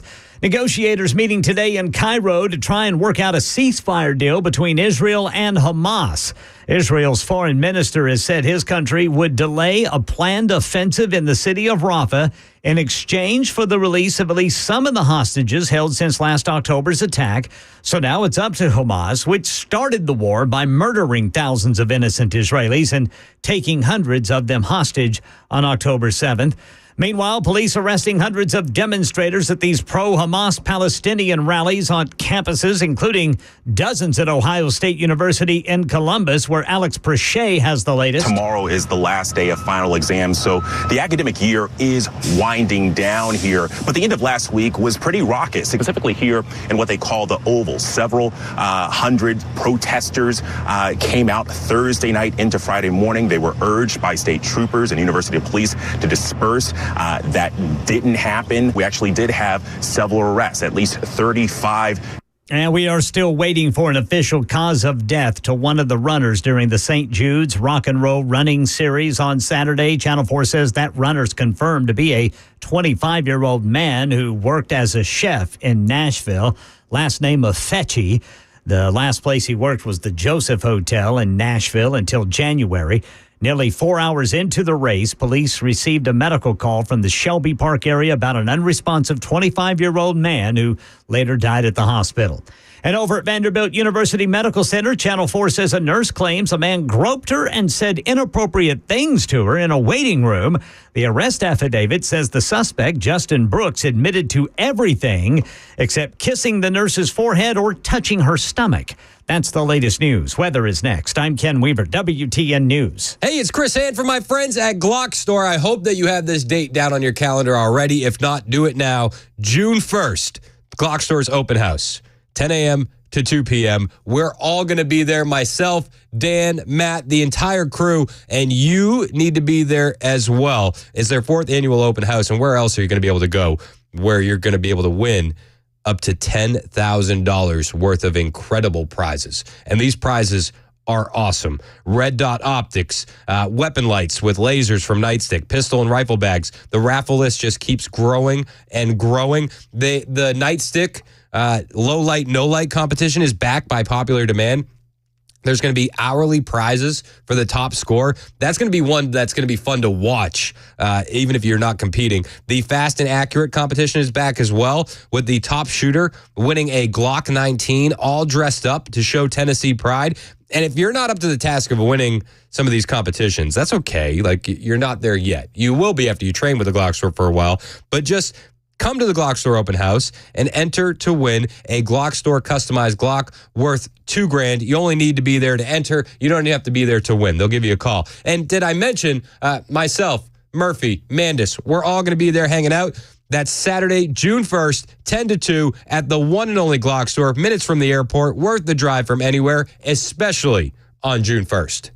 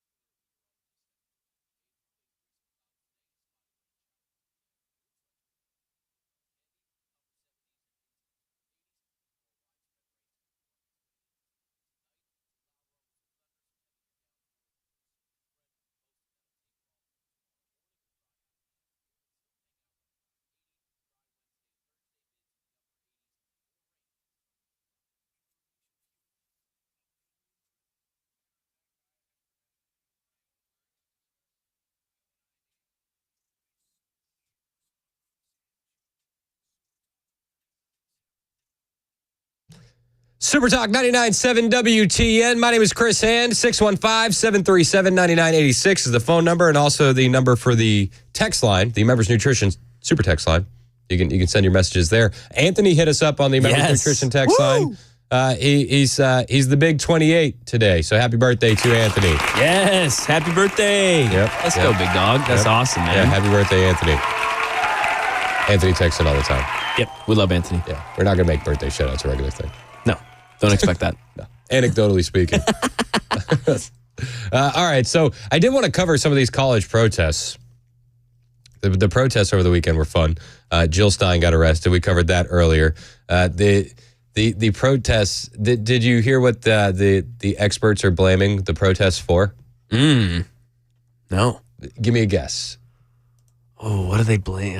It's experts now. Gosh, I don't even have a guess how dumb this can get. Well, I mean, come on. You probably have a guess. Hit me.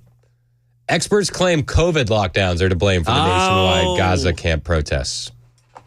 I should have known. This is COVID. Forgot my mask. Well, luckily, a lot of these protesters are wearing masks to limit outbreak. Experts have claimed the Gaza camps set up on college campuses around the country are connected to the government-forced lockdowns for the COVID-19 pandemic. In an interview with the New York Post, psychologist Jennifer Gittleman told the outlet, the protesters may feel angry for the pandemic taking away pivotal, highly anticipated experiences for them. She continued, for example, socialization in college and missing graduation, and thus they are using protesting as a way to release anger. So they're angry that they missed graduation because of COVID, so they're going to protest so they miss graduation because of protests. Forensic psychiatrist Carol Lieberman echoed that sentiment and told the New York Post that the pro-Palestine cause has allowed the youth to express long-withheld rage, and that it gives them the opportunity to identify with the oppressed against oppressors. pro-Palestine protests, they're everywhere right now, from the river to the sea, all the things. Lieberman noted that many of the protesters don't fully understand what they're supporting. Well, we've covered that as well. They have no idea what they're supporting. They don't know why they're so angry, but they're there. And she says it's because promoters of these protests offer an escape from this confusion by promoting a direction they claim will lead to happiness and purpose. The worst example of ignorance is the protesters that do not know that terrorists want global jihad, not just to destroy Israel, she said, adding that many don't recognize what the chants mean themselves. With many of the protesters wearing COVID-19 pandemic-era masks, some have speculated that they are using them not only to shield their identity, but that they actually still fear getting the virus. These protesters don't know what they're doing. I played this earlier today. Alex Stein, Primetime 99, Pip on a Blimp. He's all over social media. He trolls. That's what he does. He does culture jamming, and his trolls are always great. He went to a Queers for Palestine protest camp at UT Austin, and he wanted to know if they understood how the Palestinians feel about the Rainbow Mafia movement. We're here at UT Austin, where I just got assaulted by transgender pro-Palestine people. I didn't realize gay for Palestine is actually real. But watch this video. Hey, can I ask you a question? In Palestine, aren't they mean to trans people? Aren't they mean to trans people? We're here at UT Austin, and trans people are out here protesting for Palestine, but don't Palestinians throw gay people off roofs? Hey, sir, can you please leave? Yeah, no, I'm just going to hang out right here. Can anybody tell me did they do any pride parades? And at that point, he was pushed from behind and his camera knocked out of his hand. Get out of here. Dude, what are you going to do about it? You guys are all idiots. You guys are trans, but you guys aren't even allowed to be in Palestine. You guys aren't even allowed to be in Palestine, he said. I know, but and he's assaulted again. They have no idea the realities of what they're promoting and what they're protesting for. Queers for Palestine, those people need to have their head examined more ways than one, because you're promoting an ideology that would send you to your death. And this is happening at college campuses everywhere across the country. It just doesn't make sense to me. It makes no sense. At Arizona State, though, there were some protesters, and I thought this was great. The frat guys at Arizona State decided to start helping the police clean up the protest camp. So they're throwing stuff away in dumpsters. They're junking Palestinian flags, junking tents, putting it all in the dumpster, and the protesters were very, very upset. We've got the white frat boys throwing away protesters' belongings, and we've got the pigs in brown doing nothing about it, although we are being forced off campus. Pigs in brown. Pigs in brown.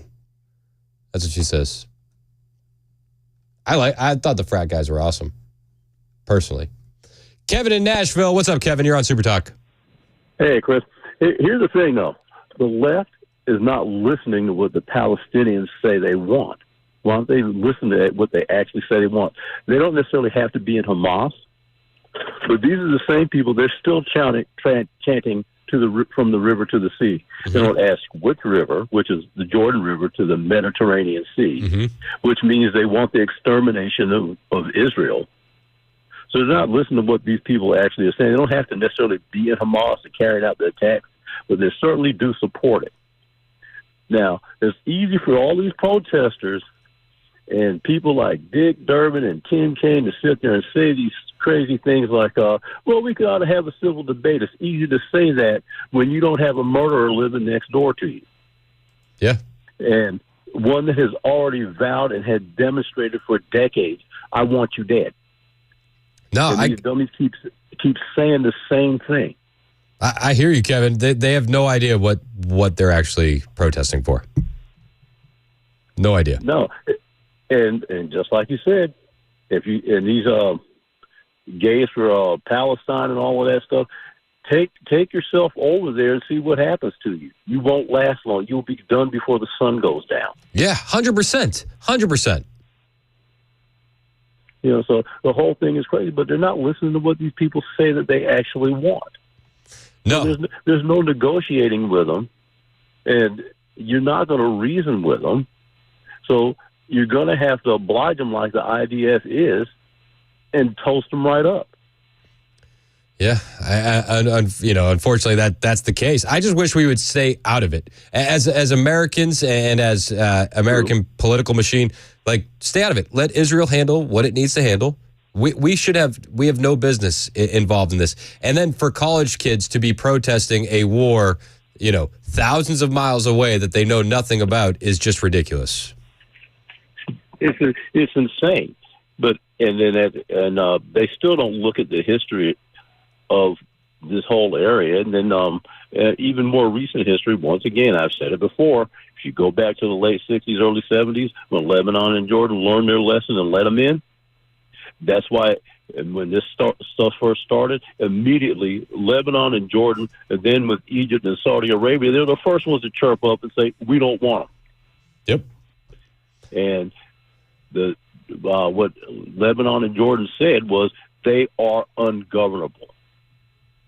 So you can't, if they're going to come along and ask for and want your death, then you're going to have to oblige them. You better believe them and take them seriously. There's no negotiating with this mess. You have to do them in. Yeah, I'm with you, Kevin. I appreciate it, man. Thanks for the call. J.D. Vance was asked about the protests happening on the college campuses, and I just got to say, this guy, he's got my vote for VP. If it's him or Sarah Huckabee Sanders, I will be very happy. You referenced and we'll discuss more of that with Senator Murphy coming up on the other side of that conversation, but you referenced the campuses. Some in your party are calling for the National Guard, for the president to activate them. Others very much have the worry of what happened at Kent State. No American wants a repeat of that. How should this administration be responding to these protests? Well, look, I don't know if you need to call in the National Guard. Maybe you just call in the police, right? This is often framed as a free speech debate. Everyone accepts that there are time, place, and manner restrictions. These guys have the right to peacefully protest, even if we criticize the message. They do not have the right to set up tent cities on our public spaces and turn our cities into garbage dumps. That is what I think we should not allow, and I think the police should be able to handle that job pretty easily. I think he's absolutely right. You can say vile things. I don't think that we should use this as an opportunity to curb the First Amendment, but you can't set up a tent city on private property. You just can't. It doesn't work that way. And the local police should be able to handle this. They should. Democrat Rep Jamal Bowman, though, he doesn't want, just Palestine to be free. He also wants to bring Gaza refugees into the United States, and he also wants amnesty for the millions of illegal aliens already in the country. Should the United States bring in people from Gaza? Well, we are a land of immigrants, and we are a land of asylum seekers. Anyone escaping persecution and oppression and violence, the United States has always been an open home to those people. So whether they're coming from Palestine, Honduras, Guatemala, El Salvador, Mexico, Haiti. They're coming here to contribute to our economy, which 99.9% of them are. 99.9% of them are contributing to the economy? 99.9? In a place to open our doors to immigrants coming here. So, yeah, fully support that. And also fully support amnesty for the migrants who have been here for quite some time. So he supports bringing Palestinians here. He supports amnesty for illegal aliens. This guy's an idiot. He is. He's just an idiot. I support amnesty, he says. Oh, okay. Weird. I found a video over the weekend. It's a lot of Syrians coming across the border illegally. Should we grant amnesty for all of these war-fighting aged males as well? Where are you from? From Syria. From Syria? You're from Syria too? Yeah, all over. Okay. Where are you going? Arkansas. You? Chicago. Columbus. Texas. New Jersey. New York. Texas. New York. California. Chicago. You? Michigan. You? New York. You? New York. You? Indianapolis. Indianapolis, you? New York. New York, thank you. Yeah, should we grant amnesty to all these illegal aliens from Syria as well? Should we just grant amnesty for everybody? Especially if they're fighting age young men. I mean, and he said, Jamal Bowman said 99.9% of them contribute to the economy. 99.9? Well, then tell me why they keep transitioning hotels into illegal alien shelters. There's a hotel in New York City. It's in a trendy New York City neighborhood, the Post reports it as, and they quietly converted it into a shelter for illegal alien families. Are they part of the? They must be part of the 0.1% that don't contribute. Mayor Eric Adams and his administration recently awarded $12.3 million in an emergency contract to a not-for-profit social service provider to run a city sanctuary facility for families with children at this Hotel Le Jolet in New York. The Department of Homeless Services issued the contract to the Brooklyn-based St. Paul's Inc. to manage the facility. So they're taking over hotels in New York for illegal aliens. They're taking over schools in New York for illegal aliens. They've taken over soccer fields in New York for illegal aliens. Is that the point? Is that the 0.1% that's not contributing? He said 99.9. Jamal Bowman says 99.9% of illegal aliens contribute to our economy. Do we have to repurpose all this for the 0.1? The source on this article said that DHS was using temporary staff at the site and hoped the not-for-profit group would provide better services for migrant families. A person answering the phone at the location claimed the hotel was closed for renovations when asked if it had rooms available for tourists. On the hotel's Facebook page, a visitor asked last November, "Is the hotel closed or still open for business?" No reply. And it's closed. It's open for illegal aliens because the shelter system in New York City is, how do they describe it? Bursting at the seams. Bursting at the seams. So the city's had to get creative. So they're gonna say, we'll sacrifice tourism dollars and hotel revenues to instead spend taxpayer money to house illegal aliens. Jamal Bowman says amnesty these people. Amnesty them. It's 11:21 on Super Talk 99.7 WTN.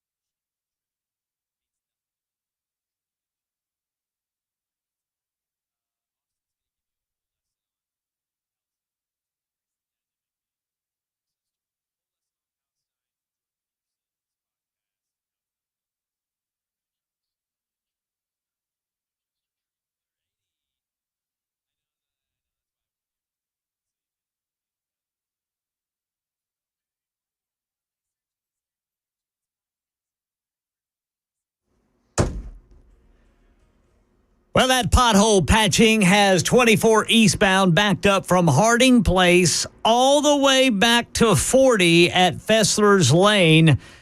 Get to the left because the right two lanes are blocked. And we know the identity of the runner who unfortunately died during Saturday's marathon.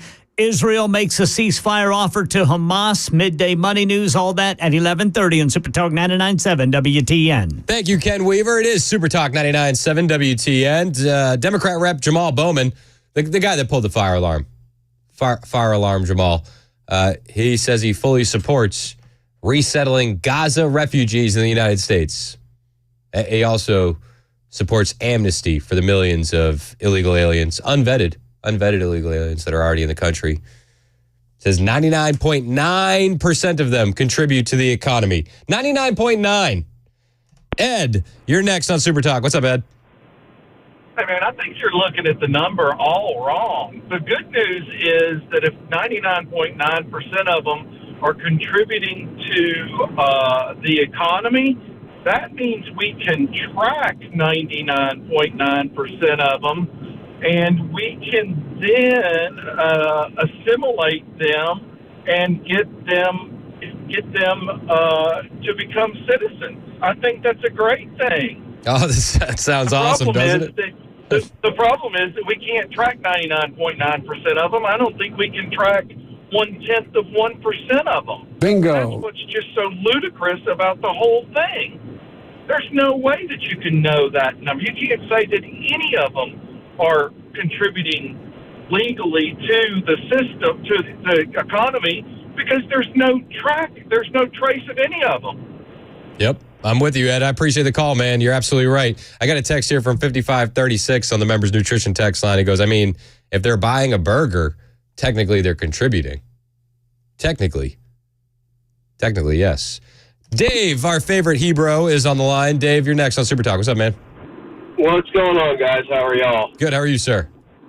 I'm pretty good. You know, you knew I couldn't keep my trap shut about this particular subject, and you know I've told you. I think I've told you before. My beloved but very misguided liberal cousin lives in D.C. She works, you know, on the Hill. She's a rabid Democrat, but I have resisted the urge to pick up the phone and call her and point out this stuff to her and tell her, you are responsible for this.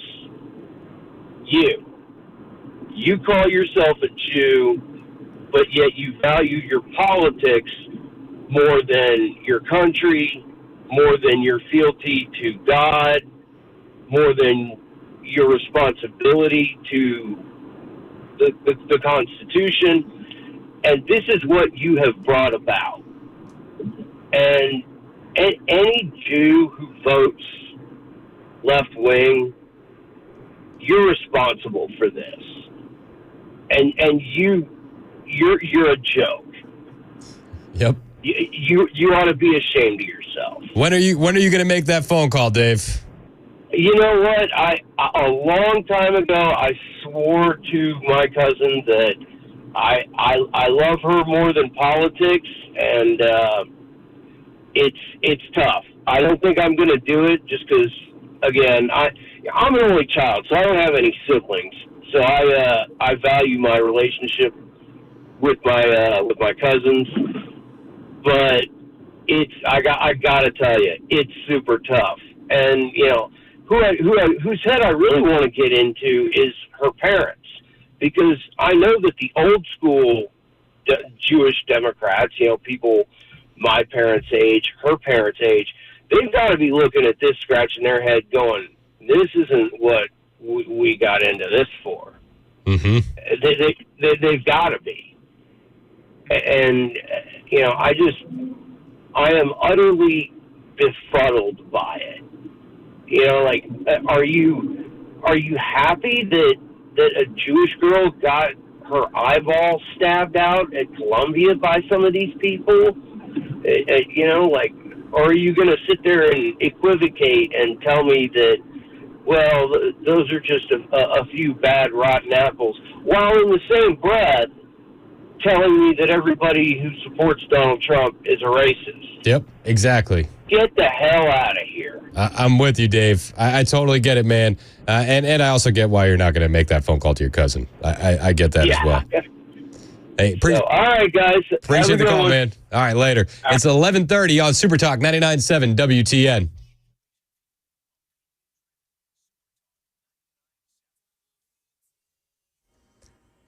I'm Ken Weaver with your top stories, and we know the identity of the runner who died during Saturday's marathon in Nashville. Channel 4 says 26-year-old Joey Fecci died in what police are calling a natural death. They say his death is not under investigation.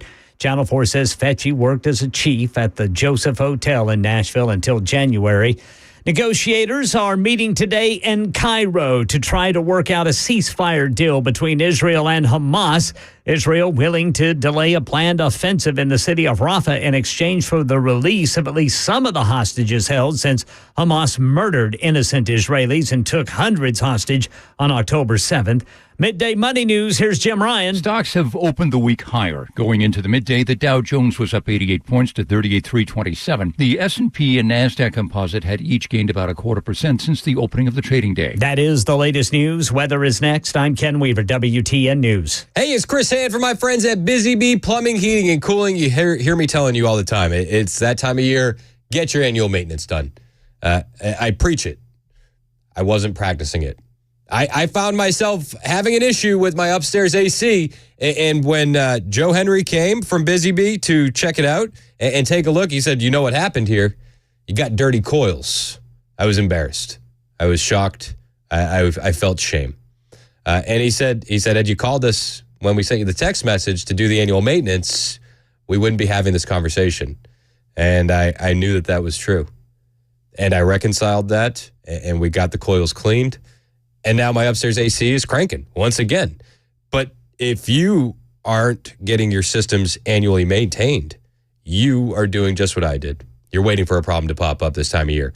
Don't wait. Be proactive. Keep your unit in tip-top shape. Whether you need that annual maintenance or repair or replacement plumbing, heating, or air system, the guys who I trust are over at Busy Bee Plumbing, Heating, and Cooling. And if you do need to replace that AC, you've been waiting since the end of last season, you won't find a better value on replacement systems. They offer up to 12 months with no payment, no interest with approved credit. And it'll pay in so many ways to sign up to be a Beehive member. I'm a Beehive member. It's one of the reasons I got front of the line service when I had an issue with my upstairs AC. I called them. I didn't drop that I was Chris Hand with WTN and I do the commercials. I just said, hey, I'm over here in Murfreesboro having an issue.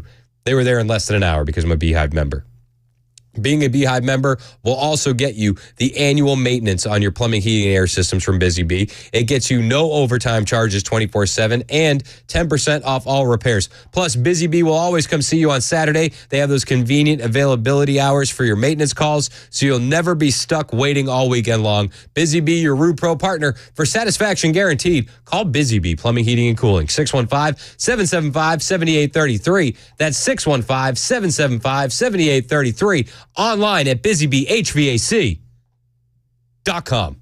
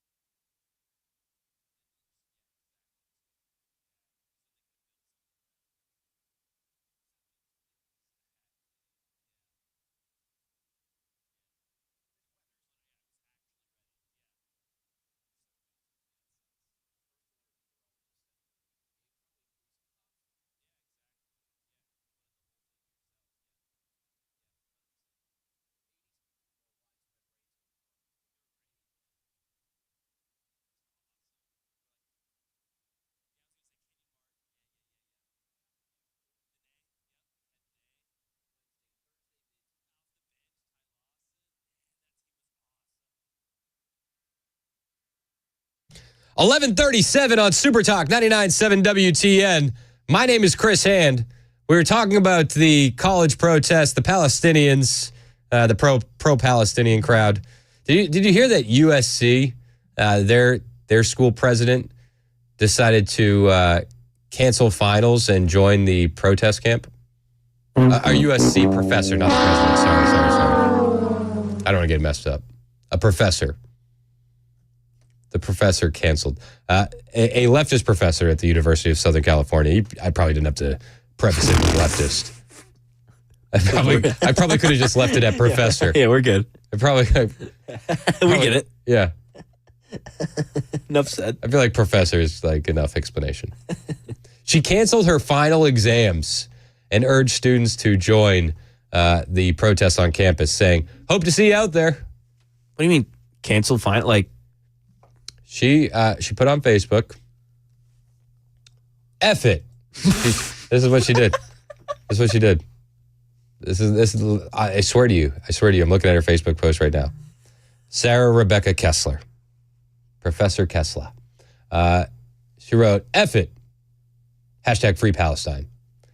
Dear students, you have no doubt heard by now, even if you weren't there, that on Wednesday our university administration decided to bring riot police onto campus instead of tolerating the anti-war, anti-genocide protests of students, many of whom have gone into considerable debt to even attend USC. 93 people were arrested, the vast majority of them USC students and faculty, in the days following our commencement, which had already basically been canceled because of our administration feared the free speech of a student just like yourselves, was further winnowed down and movement on and off campus increasingly policed.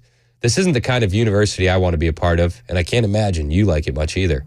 I went into this line of work because I actually care about education, and I'm finding USC's business as usual inhospitable to critical thinking and action at the moment." I love how she let's highlight critical thinking, right?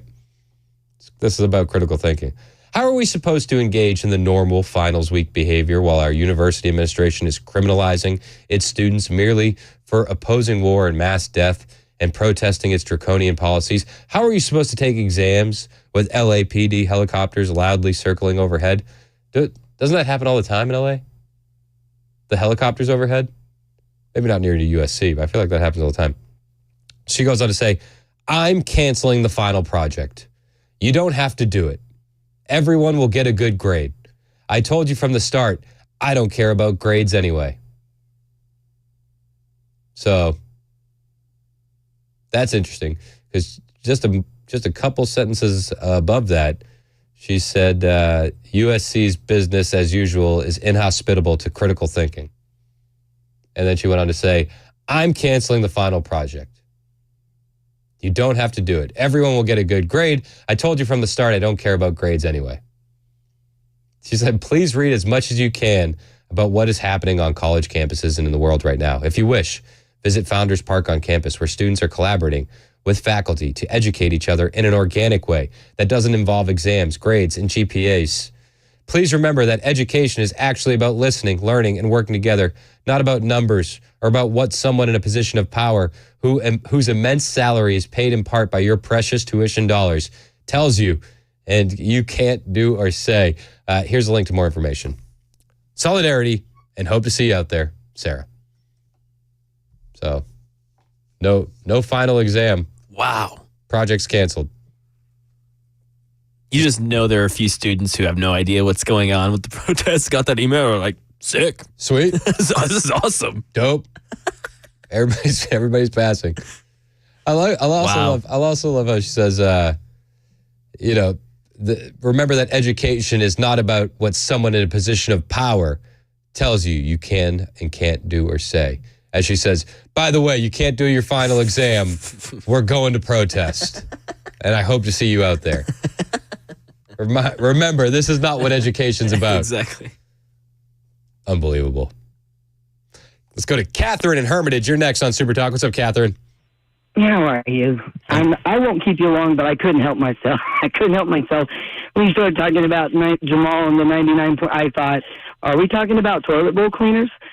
Yeah, You're talking about ridden germs. You're not doing a good job of it because our country's currently in the proverbial toilet. Yeah. So just to reset, Jamal Bowman said that 99.9% of illegal aliens that come here are contributing to the economy.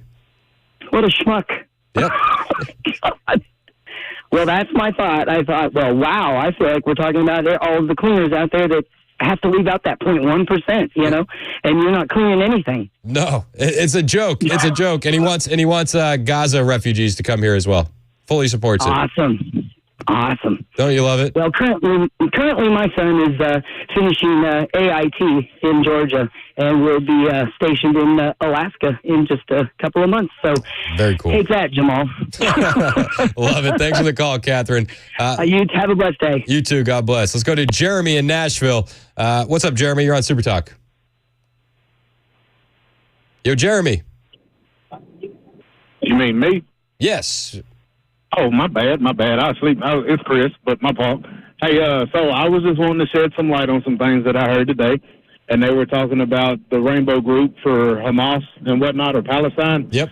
But I'm not seeing the sense that they're getting, but then again, I'm guessing it's a lack of education, because this sounds like it would be about as dumb as a bunch of African-American folks going and supporting the Klan for no reason. Yeah, it looks just like that, doesn't it?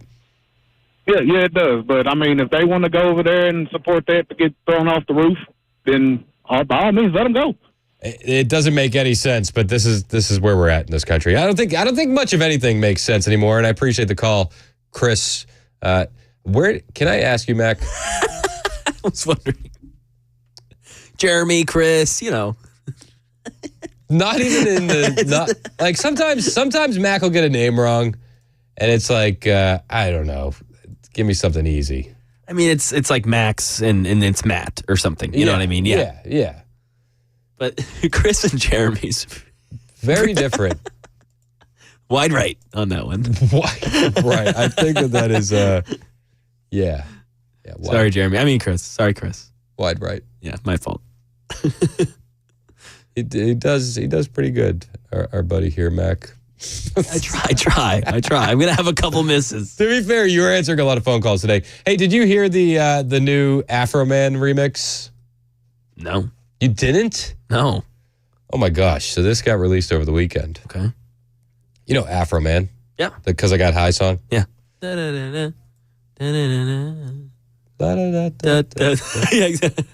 He remade it.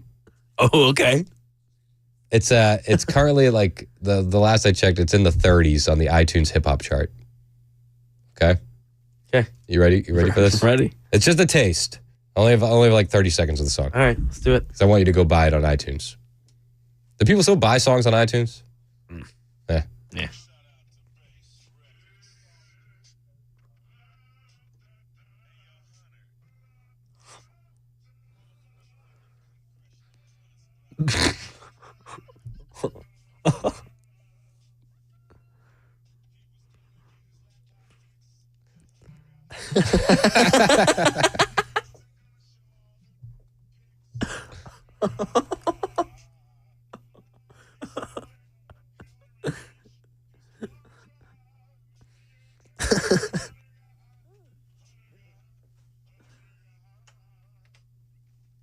What do you think? You like it? He didn't do that. Yes, he did. That's him? Yeah. That's not AI or anything. No, that's Afro Man. That is crazy. That's awesome. I swear. It's actually doing pretty good. What? Yeah, I mean, in the 30s? It's in the 30s. That's crazy. It's in the 30s. Good idea from him, by the way. Very good idea. Yeah. He's got a whole video. Oh, he did a video too? Yeah. If you want to see the video, you can go over to my Twitter page at Chris Hand on Air because it's pretty good. It's pretty good. I just retweeted it. Everybody's been tweeting this thing. Roger Stone tweeted it out. Ian Miles Chong tweeted it out. Everybody really likes Afro Man. I mean, that's a huge dub. That's awesome. It's a big dub.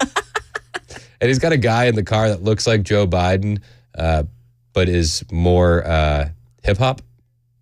Oh, okay. And then he's got another guy that looks like Joe Biden. He's wearing the COVID mask. Classic. It's pretty good. Yeah, I got to watch that. You have to. I have to watch that. That's hilarious. I had to edit some stuff out, but it's worth the listen. It's worth the listen for sure. 11:48 on Super Talk 99.7 WTN.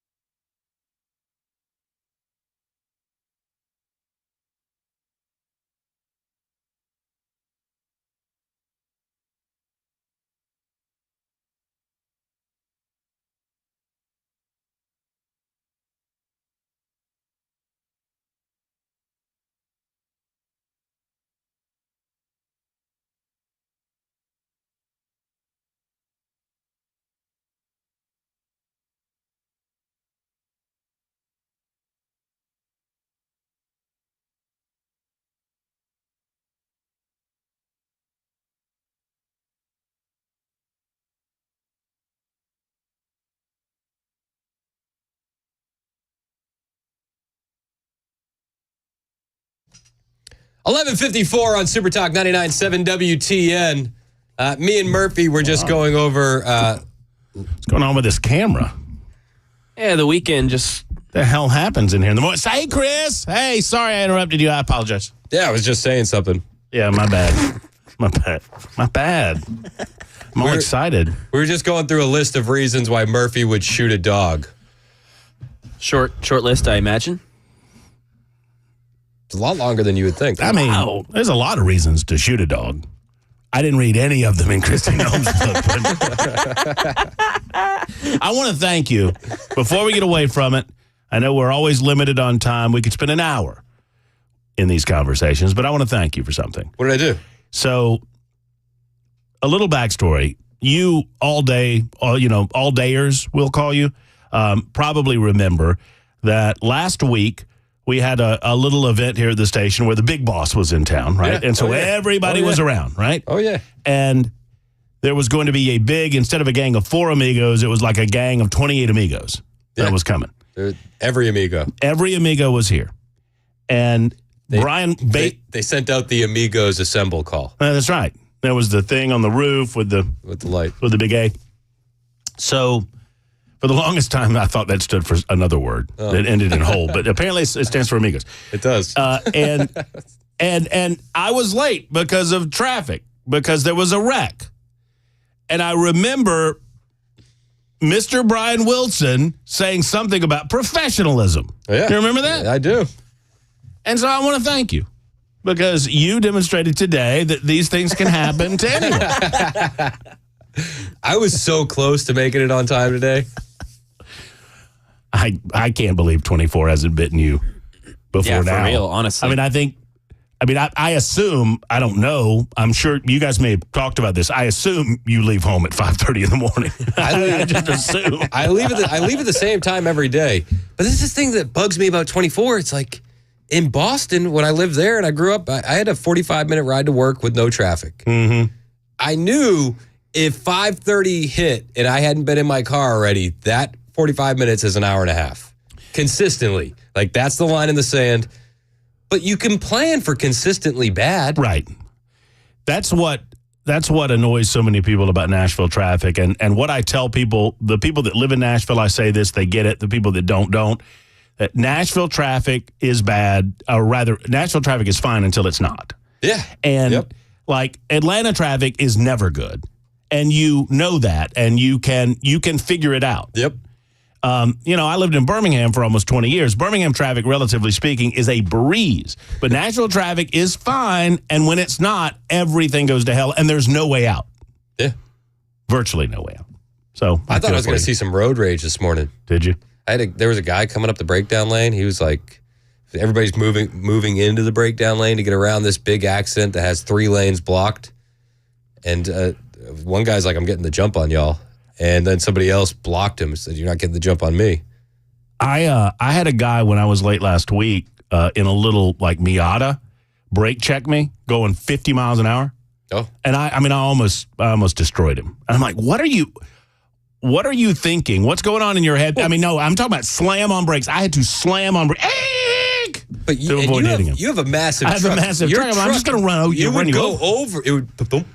I wanted to too, but yeah, I can imagine. Anyway, what else is going on in your world? Let's see. We got Kristi Noem's killing puppies, college campus protests, Joe Biden, Howard Stern recap. We did the White House Correspondents' Dinner. Did you like the White House Correspondents' Dinner? I was talking to Dan this morning, an off-air conversation, and he said, did you watch that? And I said, no. And he said, are you not going to cover it? And I said, I don't think I am. Really? It's the same thing every year, right? It's we go light on Uncle Joe and we go heavy on Trump. And Biden had a good joke. Did he now? Yeah, I want to give him credit for this, or whoever wrote it. Give it to me. Some of you complain that I don't take enough of your questions. No comment. Of course, the New York Times issued a statement blasting me for, quote, active and effectively avoiding independent journalists. Hey, if that's what it takes to get the New York Times to say I'm active and effective, I'm for it. Right. I thought that was pretty good. That's actually pretty good. That's actually pretty good. I'll give him credit where credit's due. What did he speak for 10 minutes? Yeah. I think he spoke for about 10 minutes. I did read where they prepped for 5 hours. I'm not kidding. They prepped for 5 hours. Why would you need to prep for 5 hours? Timing. Reading's hard. Timing. Yeah. You gotta. If you read the cue cards wrong, the jokes kind of fall. Yeah. Yeah. Did you hear the host from Weekend Update? My Weekend Update co-anchor, Michael Che, was going to join me here tonight, but in solidarity with President Biden, I decided to lose all my black support. That's funny. What do you got coming up on the show? We will ask the question, what do you mean by the phrase Free Palestine? That's leading the show, because I'm curious what people think that means, because I think I know what it means. We'll talk about it next. All right, hang out with us. It's Super Talk 99.7 WTN.